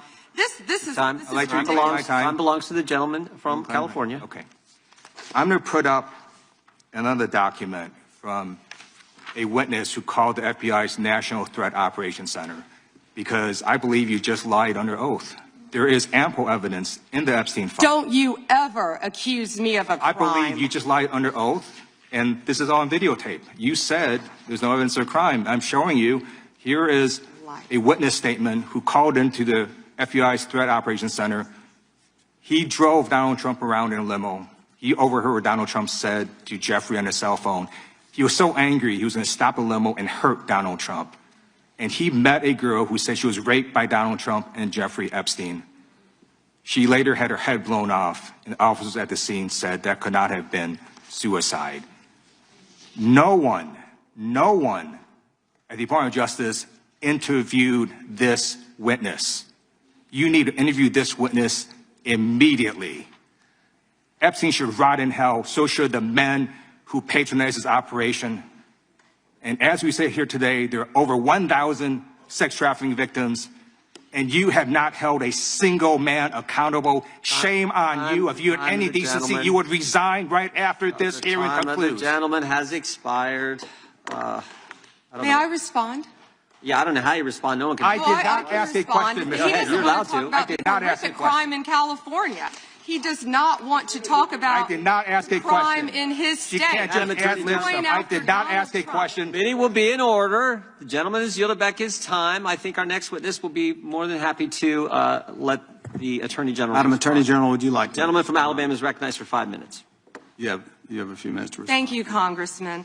This is what Congressman Liu didn't want to talk about. He didn't want to talk about crime that is happening in his state. California refuses to honor detainees because of its dangerous sanctuary city policies. The refusal means California has released 4,561 criminal illegal aliens onto its street. The crimes of these aliens include 31 homicides, 661 assaults, 574 burglaries, 184 robberies, 1,489 dangerous drug offenses, 379 weapons offenses, and 234 sexual predator offenses. That's why they are deflecting. That's why they're trying to talk about the Epstein files. That's currently happening in his home state. Attorney General, thank you for being here, and I wanted to make sure you had time to respond. I'm going to change gears a little bit. In October, when you were testifying before the Senate, I know you and my friend Senator Katie Britt discussed concerns of infiltration of the illegal Chinese vapes into our country. As a father of three, obviously, I'm worried a little bit about this, and I believe that many parents in the country share our similar concerns. Can you provide an update on DOJ's work in this space over the past few months? Yes, and thank you for bringing that up. We're talking about the vapes. And this should be an issue where both sides of the aisle can work together on.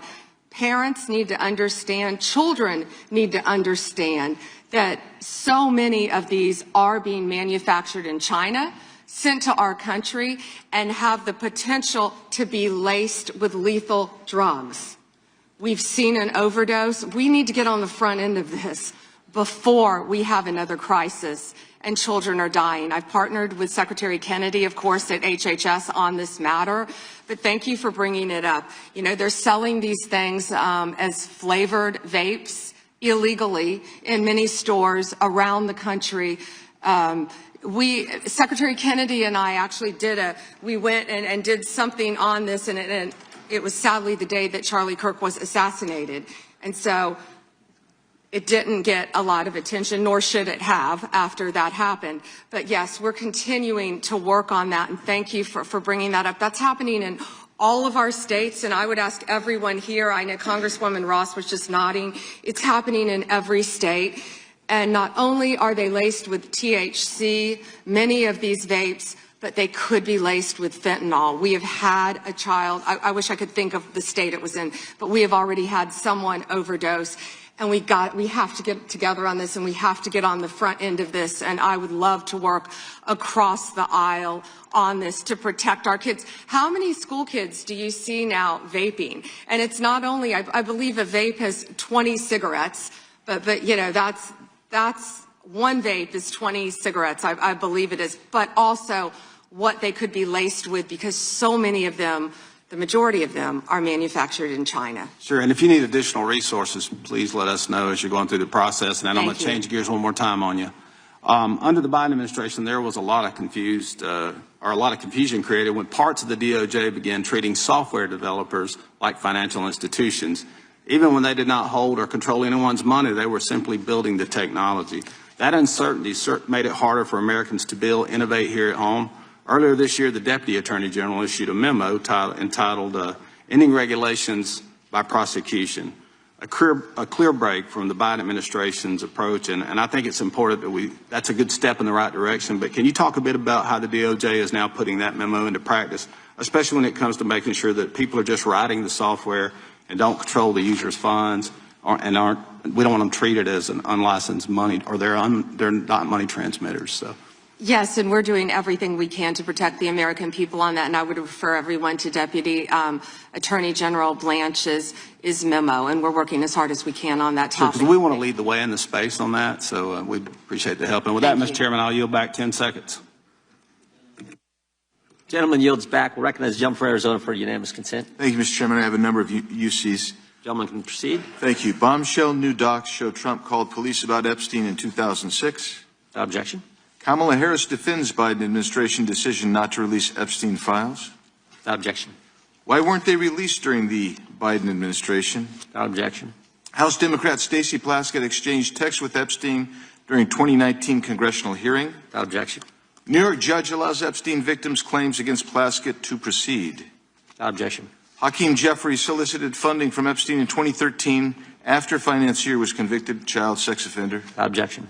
Jeffrey Epstein was invited to Dem fundraising dinner and to get to know Hakeem Jeffries by firm working with Brooklyn's Barack. Without objection. An email from Leslie Groff to Jeffrey Epstein concerning Hakeem Jeffries fundraising. Epstein file says Biden was replaced in 2019, question mark? Without objection. Thank you. The gentleman yields back. The gentleman from California is recognized. Mr. Correa. Thank you, Mr. Chairman, and welcome, Ms. A.G. Bondi. I agree with you. Our top priority should be protecting Americans. In my past life in the California State Legislature, I did a lot of work on solving sex crimes, passing legislation to update our codes. And I found that the biggest challenge to solving sex crimes is reporting them. Victims have to have the guts to stand up to report those sex crimes. But it's not easy. It's the most unreported sex crime there is. Crime there is sex crimes. It's painful, humiliating. A lot of time the victims don't think anything's going to come out of their reporting these crimes.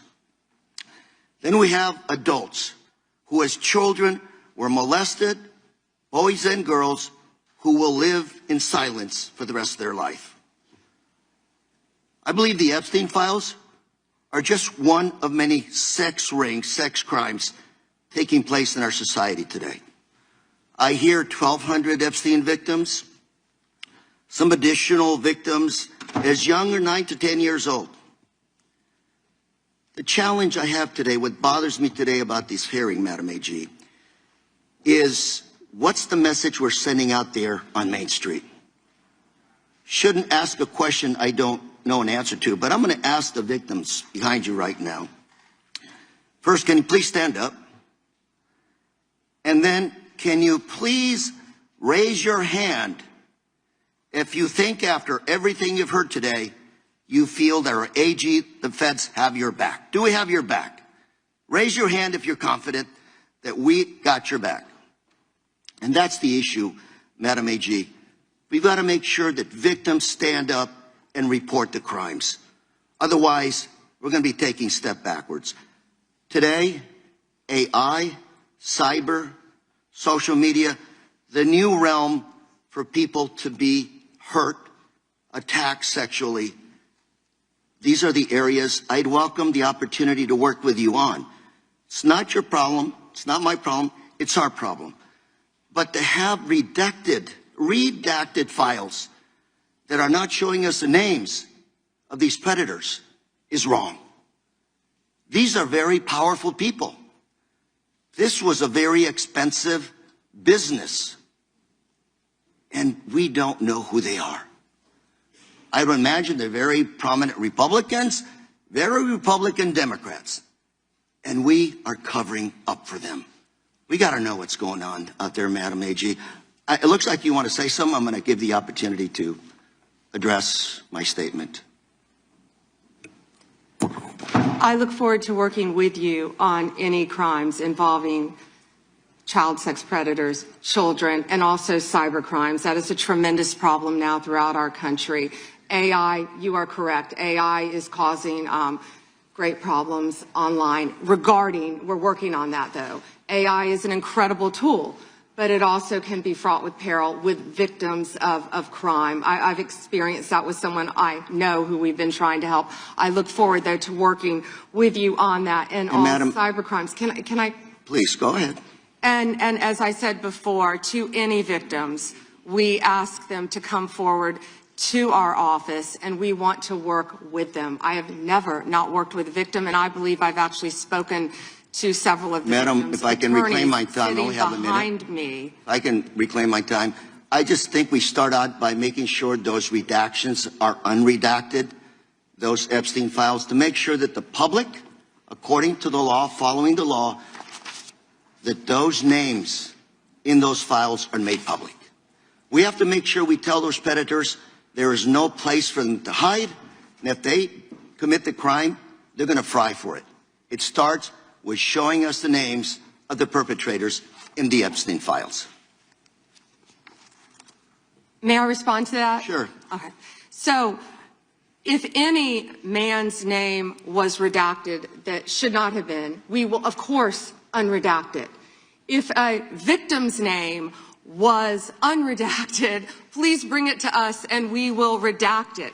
We were given 30 days to review and redact and unredact millions of pages of documents. Our error rate is very low, but there are always are right behind you. We've got to convince them that we're doing a good job everything we can to help the victims. We will do everything we can. Chair, I'm out of time. Gentleman yields back. The gentleman from California, Mr. Kiley, is recognized. Thank you, Mr. Chair. Good morning, Madam Attorney General. I wanted to return to a point that the chairman raised at the beginning of this hearing, which is these jurisdictions that refuse to honor detainer requests from Immigration and Customs Enforcement, often called sanctuary jurisdictions. Now, I know that you are not involved directly in immigration operations per se, but you do deal with the legal issues surrounding these jurisdictions. So let's say we have someone who's here illegally, who has committed a crime that, like the thousands of people you mentioned in California, murderers, sexual predators, drug traffickers.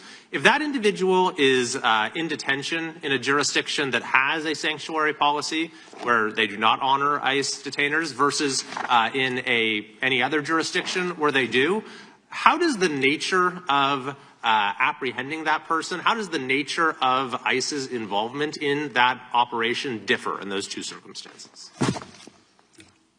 Well, I believe you've seen that in Minnesota, where people were not cooperating with us. I believe there a lot of local law enforcement did want to cooperate, but we are doing everything in our power to arrest and deport illegal criminal aliens, and that is not going to stop under Donald Trump's administration.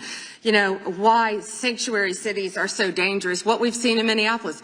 Where do all the criminals go? The gangs, TDA, MS-13. Where are they going to go? They're going to go to a sanctuary jurisdiction because they believe they're protected, and that's not fair to the citizens of those cities. Yeah, and this is a point that there at least used to be a lot of consensus on.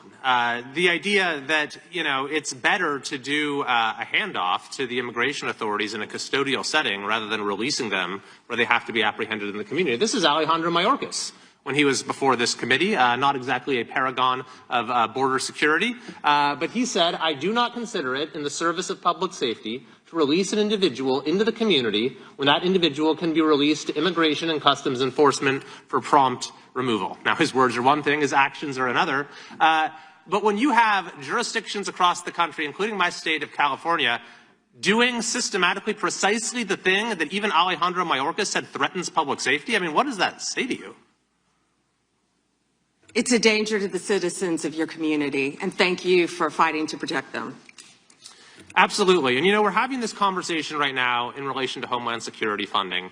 And I believe there are some common sense reforms that have been proposed that folks on both sides would agree make sense. But those reforms have to go hand in hand with reforming this reckless practice of refusing to cooperate, refusing to honor detainers, and declaring oneself to be a sanctuary. So I'm hoping that we can find bipartisan support for what has long been a bipartisan principle. I want to go to a second topic, which is the school board memo, which I know that you have rescinded. And it was initially promulgated by Attorney General Garland when he came into office with President Biden, essentially opening an investigation into parents who were showing up at school board meetings and expressing their views on COVID policies, masks, various other issues, and using the full apparatus of federal law enforcement and counterterrorism to go after these parents. Now, he said this was because there was an increase of threats, but when even his own FBI director, Christopher Wray, was before this committee, he said there was no evidence of an increase in threats. Yet, nevertheless, when I asked him if he regretted the memo, Attorney General Garland said there was absolutely nothing wrong with the memo. Now, I take it you disagree with that, having now rescinded it? Absolutely. That was one of the main focuses of President Trump and this administration. We will protect parents at school boards. We will protect children in schools. We will protect parents' rights for their children's education in our school system in this country. We will protect Christians. We will protect everyone who wants to freely protest. If Christians want to protest in front of an abortion clinic without being arrested, they will do so. Thank you very much. And finally, I thank you for your efforts to step up the detection and rooting out of fraud. My home state is California. Any idea if there might be any fraud going on in California? Well, we are establishing, as you have heard, a fraud unit, and I'm sorry you're having to deal with that in your state, but the cavalry's coming. And we have Colin McDonald, who is hopefully will be confirmed soon. We're working on Minneapolis. I don't know if you were sitting here when I said that, but California was right up there. I'm sorry to say for both sides of the aisle that California is right up there with fraud. It's out of control, but we are coming to your rescue. Donald Trump is coming to the rescue. Well, thank you very much. And unfortunately, I think you'll find that what's happening in California pales in comparison to what's been going on in Minnesota. Thank you. I yield back. Gentleman yields back. The gentleman from Maryland is recognized. Actually, I think the gentlelady from Pennsylvania. Gentleman from Pennsylvania is recognized. Thank you, Mr. Chairman. Ms. Bondi, I'm here. On September 25th, President Trump signed a memorandum known as NSPM 7, purporting to address domestic terrorism. But Americans across the political spectrum were immediately alarmed by the memo's blurring of the line between unlawful conduct and constitutionally protected speech and activity, as well as its call to investigate, prosecute, and dismantle groups that the president and Stephen Miller described without evidence as, quote, an organized campaign of radical left terrorism. Now, counterterrorism experts were further alarmed by the administration's singular focus on left-wing extremism, combined with the sudden deletion from the DOJ website of decades of research and law enforcement analysis, which had concluded that right-wing extremism poses the greatest terrorism threat to Americans. The president's memo broadly and vaguely links violent conduct to ideologies, and it targeted specifically anti-American, anti-Christian, and anti-capitalist beliefs, as well as, quote, hostility to so-called traditional American views on family, religion, and morality, end quote. President Trump has repeatedly and openly, however falsely, tried to brand his political opponents with these sentiments listed in his memo. But as you know, as a lawyer, holding beliefs that the White House disagrees with is not a crime. And the statute defining domestic terrorism requires criminal acts, not just thoughts and ideas. That's why legal experts, nonprofit leaders, religious freedom and civil rights advocates immediately raised the alarm that the new presidential directive was a politically motivated attack on civil society designed to silence those who disagree with the administration. So, Ms. Bondi, Section 3 of that memo directed you, as Attorney General, to submit to the President and Stephen Miller a list of groups or entities whose members are engaged in acts that meet the definition of domestic terrorism. And then on December 4th, you directed the FBI to work with a variety of law enforcement entities to compile a list of groups and entities engaged in such acts by January 3rd, 2026, and to update that report every 30 days thereafter. So can we assume that you or persons under your direction at the Department of Justice have prepared that list of groups or entities who are designated as domestic terrorist organizations? And I just remind you that's a yes or no question. Did you prepare the list? I'm not going to answer it yes or no, but what I will say is I know Antifa is part of that. I will talk to you about that. I'm reclaiming my time. I asked you whether you an Antifa member was arrested in Minneapolis federal court for my time. Did you have a question and don't want an answer? The answer is yes or no. Time belongs to the gentlelady from Pennsylvania. Gentlelady can proceed. Okay. So, will you commit to providing this committee with any list of organizations that you have recommended be designated as domestic terrorist organizations? We will comply with the law in all matters. Will you commit to provide this committee with your list of entities that you recommend be designated as domestic terrorist organizations?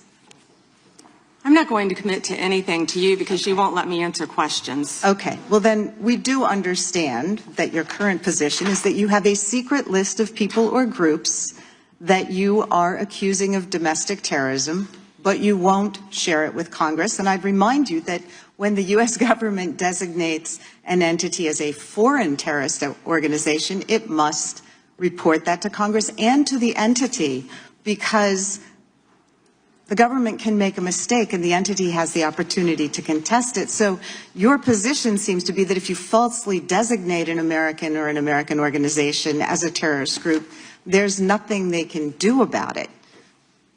I think we get it. You don't want to answer the question. No, you don't get anything regarding public safety. Thank you. Nothing. Thank you for the insult. It's clear you didn't come to Congress prepared to answer questions that the American people have every right to have answered. But if you were prepared to answer truthfully, here's what we expect the facts to show. The administration is keeping lists of Americans who the White House says are engaged in domestic terrorism. Those lists could include Americans who have not committed any acts of terrorism, but simply disagree with this administration, people like Renee Good and Alex Preddy. And your list may include clergy, elected officials, and members of indivisible groups across the country. And those lists likely don't include Proud Boys or Oath Keepers who were actually convicted. Americans have never tolerated political demagogues who use the government to punish people on an enemies list. It brought down McCarthy, it brought down Nixon, and it will bring down this administration as well. And you're right. That's why we're so glad they rescinded the memorandum targeting parents. For goodness sake, as the gentleman from California just pointed out in his 5 minutes, the gentleman from Kentucky is recognized for 5 May I respond very briefly to her statement? I think we can do that probably on one of our members' time. Okay, thank you. I don't want that to get away. Thank you. Yep. Thank you, Mr. Chairman. Behind me, I have 3 documents from the DOJ production that are emblematic of the massive failure of the DOJ to comply with the Epstein Files Transparency Act. To my right is an email that was sent by the victim's lawyers to the DOJ. It was a list of names not to redact, a list of names not to release. What did the DOJ do with this email? They released this email in the document production. Literally the worst thing you could do to the survivors, you did. And they're getting phone calls. A lot of these people didn't want to be known. And we know you touched the document because you redacted one name and you redacted the lawyer's name, but you left the survivor's name there. The next document I want to show you, that was in the title, the victims' survivors' names, all right? The title of this one is Child Sex Trafficking, Co-Conspirators, fully redacted. And by the way, I'm going to unredact them here. Les Wexner is in this. Now, your your deputy attorney general said, oh, well, he appears hundreds of times in the files. But he doesn't appear in this file until I forced you to release it, where he's listed as a co-conspirator, not to tax evasion, but to child sex trafficking, not to prostitution, not to money laundering, child sex trafficking. And then finally, what we have here is the third exhibit that I have is emblematic of the FD 302 release. These are the documents that we need that you're holding on to and over-redacting because they have the names of the men who are implicated. How do we know? Because the survivors gave testimony to the FBI, and it's in there. And what happens when you go to the portal at the DOJ to look at what's behind this redaction? Another redaction. So we can't even see them. And then there's some of these files you've pulled down from the website that we will never see because we can't search the redactions. So I have several questions for you. Who's responsible? Are you able to track who in your organization made this massive failure and released the victims' names? Are you able to track who it was that obscured Les Wexner's name as a co-conspirator in an FBI document? Do you have that kind of accountability? I believe Wexner's name was listed more than 4,000 times. Yeah, I already told you that. This is where he's listed as a co-conspirator. Can I finish my answer? Come on, let me finish my answer. We corrected that within 40 minutes. He was already, you're acting like everybody's trying to cover up Wexner's name. Reclaiming my time. I'm going to answer this question. Reclaiming my time. Mr. Chairman. This is how this works. Can I have my time back? Mr. Chairman. The gentlelady can give her answer. The time belongs to the gentleman from Kentucky. All right, I'm reclaiming my time. Can I give my answer? So I'm going to put the language of the bill up on the screen. Chairman, may I give my answer on that? It's a political joke, and I need to give my answer on that. We'll let the Attorney General respond, and then the gentleman can move to the next question. It's my time. Within 40 minutes, you asked me a question. Within 40 minutes, Wexner's name was added back. Within 40 minutes of me catching you red-handed. There was one redaction out where of he's over listed as a co-conspirator. And we invited you in. This guy has Trump derangement syndrome. He needs to get, you're a failed politician. You need to get on to watch the matter. Mr. Chairman, please restore his time and remind the witness of the rules here. There is no credible information. None. If there were, I would bring the case yesterday that he trafficked to other individuals. Is that your position as well? My position is any victim who comes forward, of course, we would love to hear from them. 1-800-CALL-FBI. Did you ask Merrick Garland that the last 4 years? Did you talk about Epstein? I am reclaiming my time. I'm glad you're asking about Merrick Garland. You don't get to reclaim time because this is bigger than Watergate. When I don't answer a question this goes over 4 administrations. You don't have to go back to Biden. Let's go back to Obama. Let's go back to George Bush. This cover-up spans decades, and you are responsible for this portion of it. And that's where I want to know at what point did the FBI and the DOJ decide that Lex Wessner was not a co-conspirator? Because our Epstein Files Transparency Act requires you, please put it back on the screen, please, to release the internal decision about whether to prosecute him or not, and it's not in the files, and it's not in the files for any of these other men. Time of the gentleman has expired. May she answer? And he's a hypocrite because he voted against the ban that we were talking about on deep fake AI porn. Only 2 people voted against it, and you were one of them, hypocrite. The gentleman's time has expired. Mr. Chairman. Mr. Chairman, could she answer the question? Chairman, I was wondering. The gentlelady's allowed, the Attorney General's allowed to respond the way she wants to respond to any member's questions, Republican, Democrat. All right, I have unanimous consent request. Gentleman's recognized for a UC. All right. This is an example. I'm submitting these 302 forms that are entirely redacted, even when you go to look at them. Without objection. I'm submitting a witness statement that implicates Les Wexner. Without objection. I'm submitting an article from the New York Times that the DOJ released nude photos and identifiable pictures of the victims. I'm submitting a letter from A.G. Bondi to Kash Patel, imploring him to quit keeping the files when you found out that they were keeping files from you, because they're still redacting files that you... Chairman, are we going to recess for votes? Yes, we are. I'm submitting for unanimous consent a document of 17 individuals who've resigned because of the Epstein files. Without objection.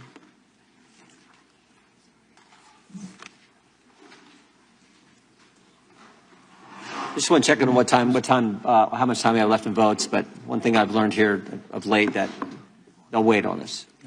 How much time do we have? Oh, they just called. Okay. The chair now recognizes the gentleman from Maryland. And thank you, Mr. Chairman. I want to start by saying I appreciate what you said, Attorney General Bondi, and you said it to me personally, that you take the personal security of every member of Congress seriously, and that people can contact you about that. And in these times, that's a very serious matter. So I thank you for that. Article 2, Section 1, Clause 7 of the Constitution is the Domestic Emoluments Clause. And it says that the president is limited to his salary in office and cannot receive any other money from the federal government while he's in office. It cannot be increased by $1. This president is the first president in U.S. history who has repeatedly sued the federal government for $230 million for the judicial search warrant at Mar-a-Lago, which was perfectly lawful and was never struck down. But now he's suing the IRS for $10 billion. He's suing the IRS for $10 billion, which I think is around 80% of its annual budget, because his tax returns were leaked. And they were illegally leaked by a private contractor who actually is in prison now, Charles Littlejohn. But he wants $10 billion. Now, I want to ask you the question of whether you think it would violate the Domestic Emoluments Clause for you to settle that $10 billion case or any of the other claims that the president has made against the government. He himself has remarked, it's interesting because I'm the one that makes the deal, right? And he says, I kind of have to work it out with myself.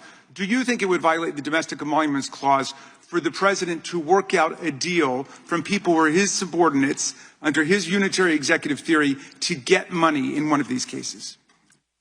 I'm not going to discuss pending litigation. Okay, so theoretically you're saying because his privacy rights were violated in that tax case, and they were.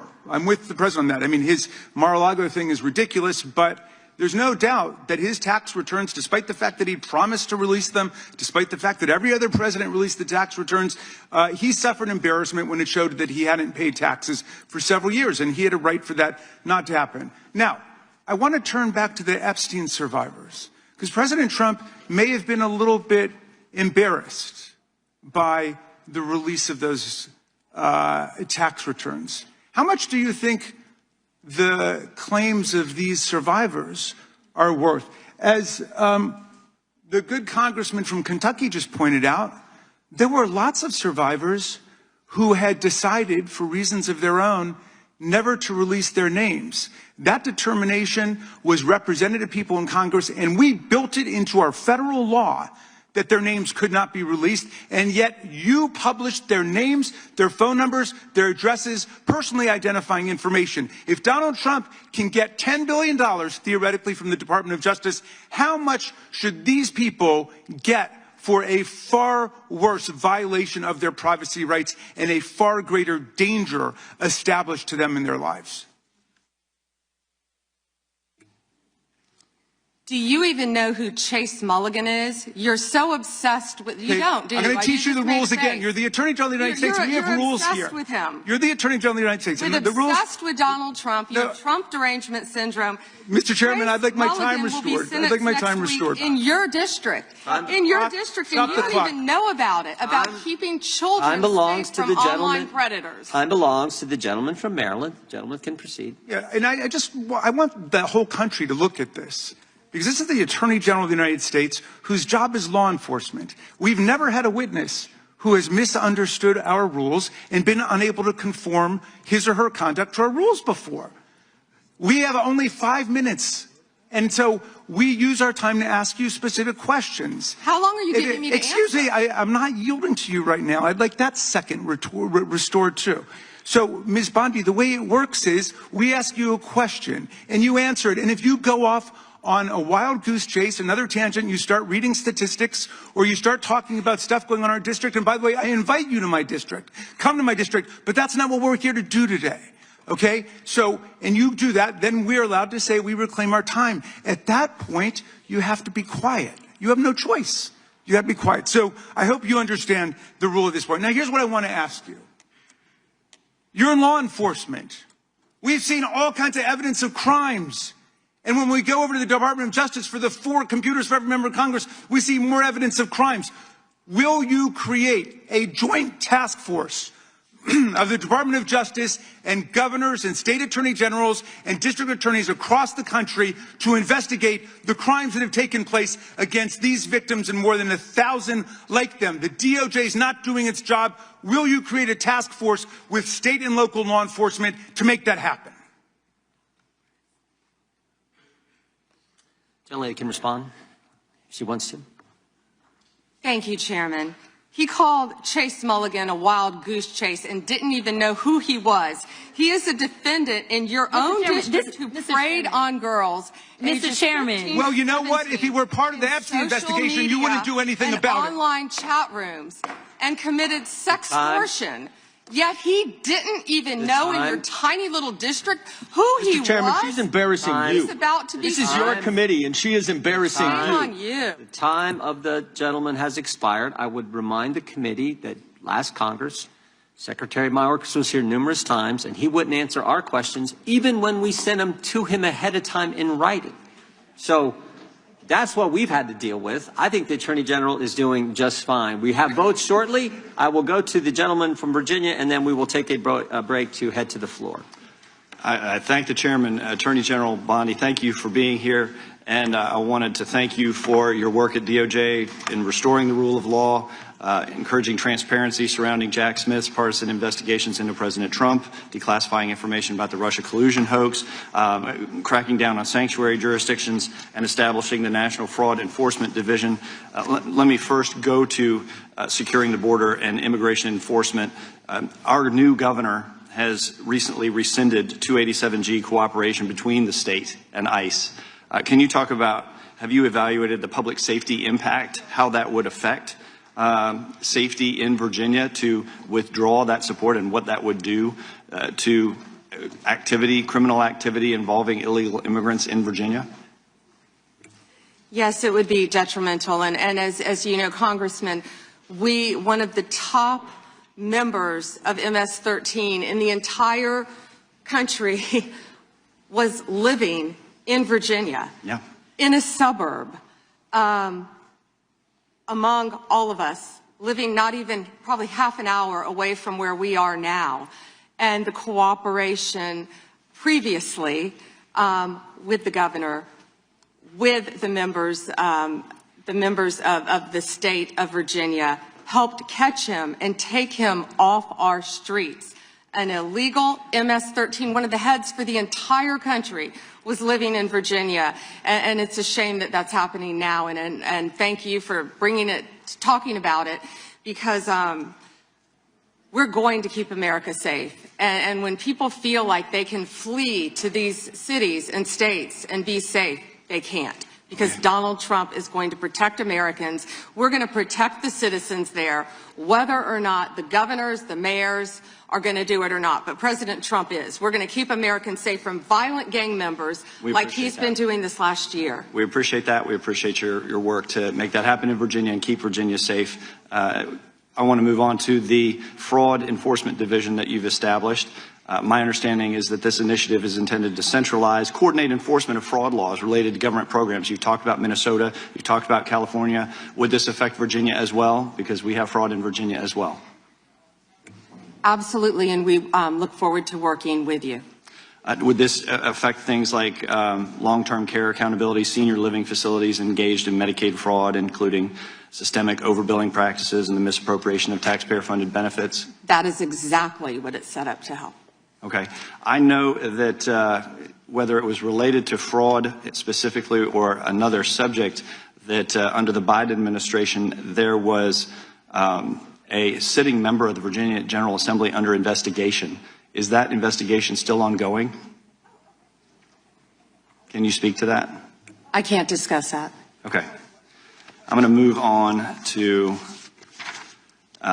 the Second Amendment rights of law-abiding Americans. Last year, President Trump signed the One Big Beautiful Bill into law, which included the Hearing Protection Act, part of it that was sponsored by myself and Congressman Clyde. It reduced the national firearms tax, $200 tax on suppressors and short-barreled firearms, to zero. And while the tax has been eliminated, the NFA's registration and paperwork requirements remain in effect.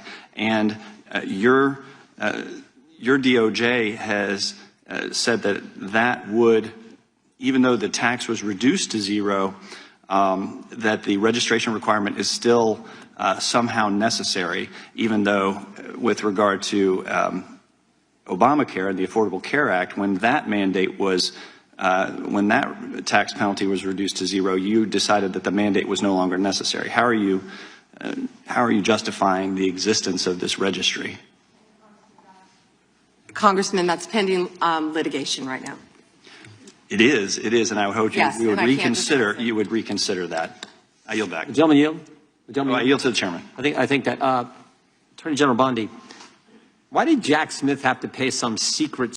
Thank you so much, Mr. Chairman. And to be clear, I'm not going to ask any questions of this witness because this witness has revealed that she has no intentions of answering questions. But instead, I'm going to ask some very basic questions really quickly of my colleague, Becca Ballant, if she will answer right or wrong, raping children. Wrong. Right or wrong, killing random citizens. Definitely wrong. Right or wrong, enriching yourself as the sitting president of the United States. Definitely wrong. Okay, thank you, because I probably never would have got that with our witness. Our witness who somehow is a lawyer but does not understand how it works with witnesses. I'm not really sure what law school she went to and what all kind of cases she tried, but typically when you come into a space and somebody's a witness, then they sit there and they answer questions instead of asking questions. And then we also have this objection that we use as lawyers called non-responsive when a witness fails to actually answer the question. But nevertheless, let me address the survivors because that's exactly who they are. They are not victims, they are survivors. Let me say thank you for having more courage and moral clarity in your pinky fingers than the entire Department of Justice. We are currently the laughing stock of the world, partially because of the failed leadership within the DOJ as we see kings and queens falling everywhere around the world. But we don't know the basics of right and wrong in this country because it's not about partisanship. And that's why I applaud Thomas Massie, because he's the only person on the Republican side that has a backbone and knows how to stand up to corruption. But nevertheless, let me keep going. My Democratic colleagues have been attacked this entire committee hearing. They have been lied on. And frankly, the American people weren't looking for that. They were looking for answers about the corruption that they see coming from this administration.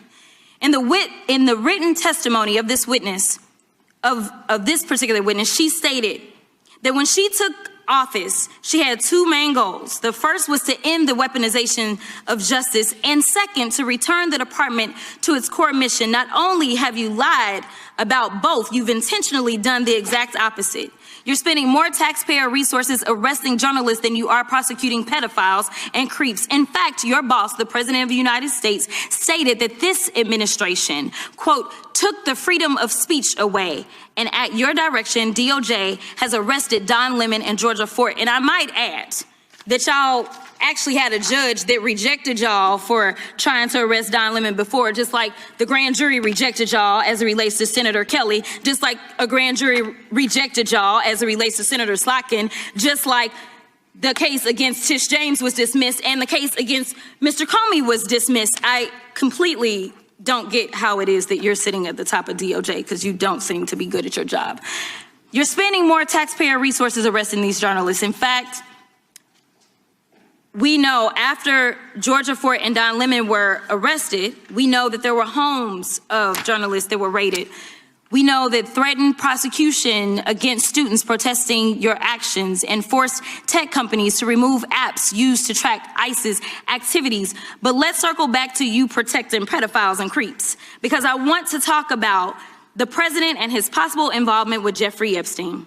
Now, I don't know what the president might have done with Jeffrey Epstein, but unlike this administration, I believe that facts matter. So let's talk about the facts. Fact number one, Donald Trump is one of the most named people in the Epstein files. At least 5,000 files contains more than 38,000 references to Trump, his wife, or Mar-a-Lago.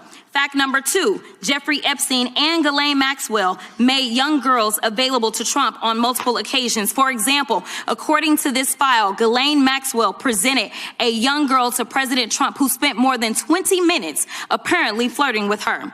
Here's another example. This shows notes from FBI investigators that describe Jeffrey Epstein transporting a victim to Mar-a-Lago to meet with President Trump, where he bragged to Trump that, quote, this is a good one. Now, I'm not saying that the president is a pedophile, but there is a lot of evidence in these files that suggests that he's very close friends with a lot of men who are pedophiles. What's crazy about all of this is just that this is a big cover-up, and this administration is engaged in it. In fact, this administration is complicit.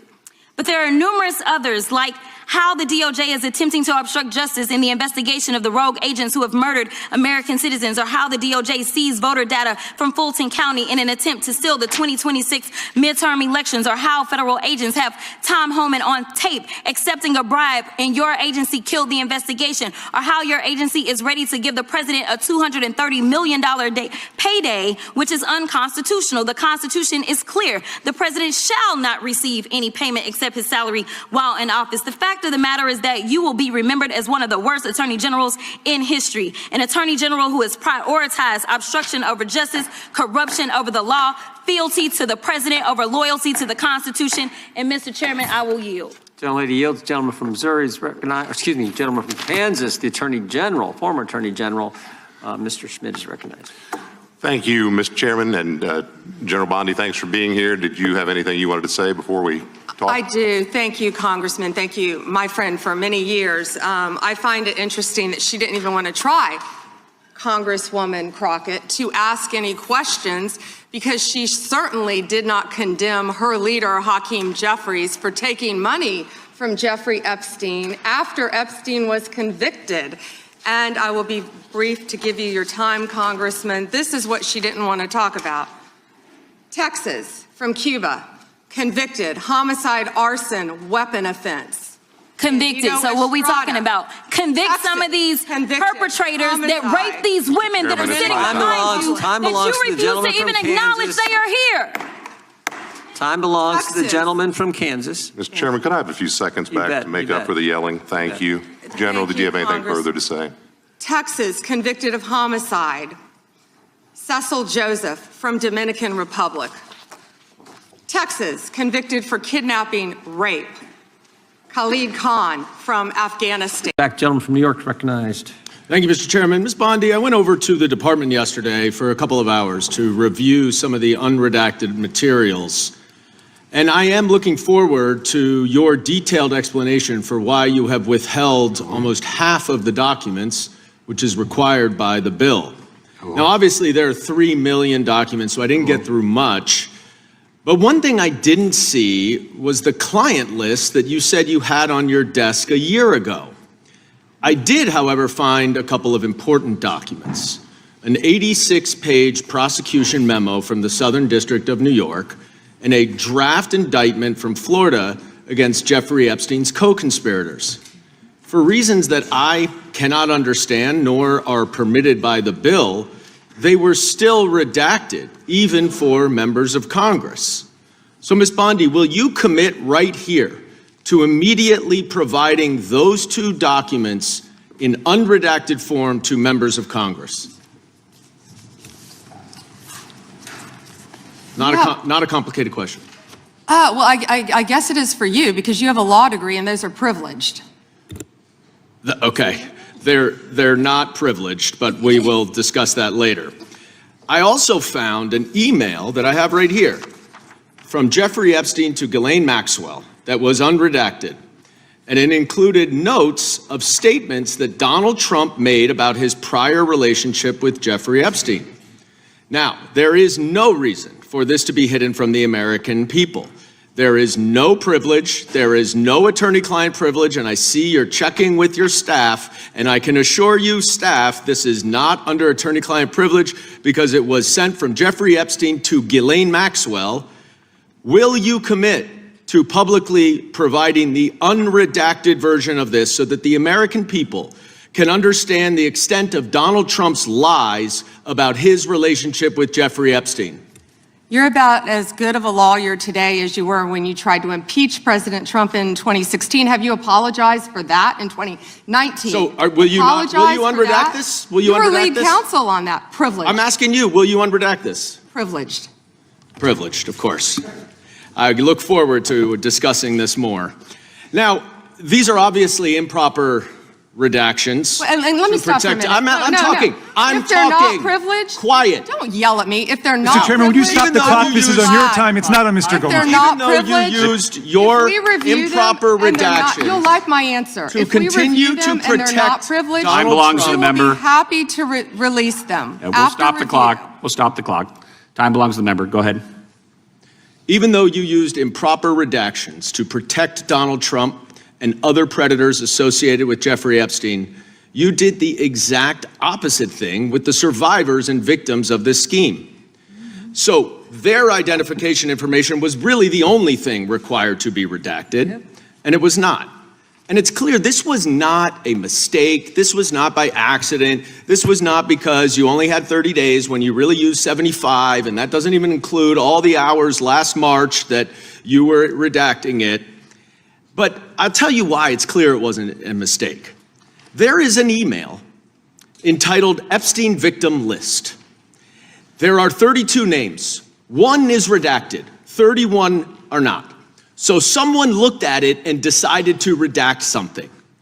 And I will tell you that that is clearly intentional to intimidate these survivors and victims. Now, in an interview last week... How will you tell me that's intentional? In an interview last week, Deputy Attorney General Todd Blanche... You can't go off script. ...said that any victim that wants to speak with the department has done so, hopefully. Well, thanks to the incredibly brave people sitting here behind you, we can actually ask them if that's true. Now, would the survivors and victims who are here please stand up one more time? Just by show of hands, how many of you or your loved ones actually have met with the Department of Justice and provided testimony and evidence? None. And of those of you who have not met, which is everyone, how many of you have reached out either individually or through a lawyer or representative to offer to provide testimony and evidence? All of them. And of those of you, all of you, who have reached out, how many of you were denied or ignored by the Department of Justice? All of them. And despite the shameful and despicable efforts by Ms. Bondi and her department to intimidate you, how many of you are still willing to speak to the Department of Justice? All of them. Well, Ms. Bondi, it looks like you have some more witnesses to talk to. Gentleman's time has expired. And I yield back. We will go to the good gentleman from North Carolina, Congressman Knott. Thank you. May I have a moment, Congressman? Yes, ma'am. Thank you. Here we go. Here's the photograph. This is why he wanted to repeat everything that had been said previously on Epstein. This is his state, New York. You probably don't even know who this is. Wahid Mohammed from Afghanistan. Yes, because I'm no longer a prosecutor. Convicted of assault. Wow, he represents New York. Wow, yet he doesn't care about the illegal aliens convicted of crimes. Assault and homicide. No longer a prosecutor, so he doesn't care about his constituents. Here we go. Arson, El Salvador, Miguel Palacios. Fermin Flores Ramales, Mexico, rape. Let's talk about... That's why they want to talk about Epstein and not what's happening in their own states.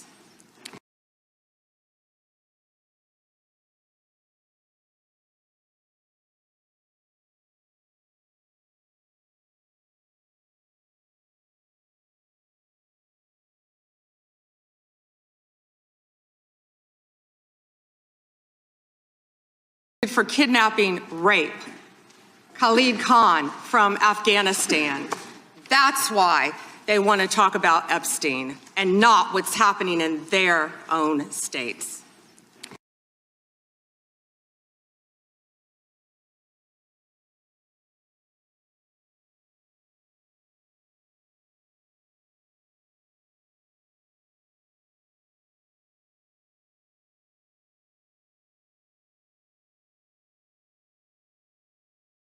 American people need to know this. They are talking about Epstein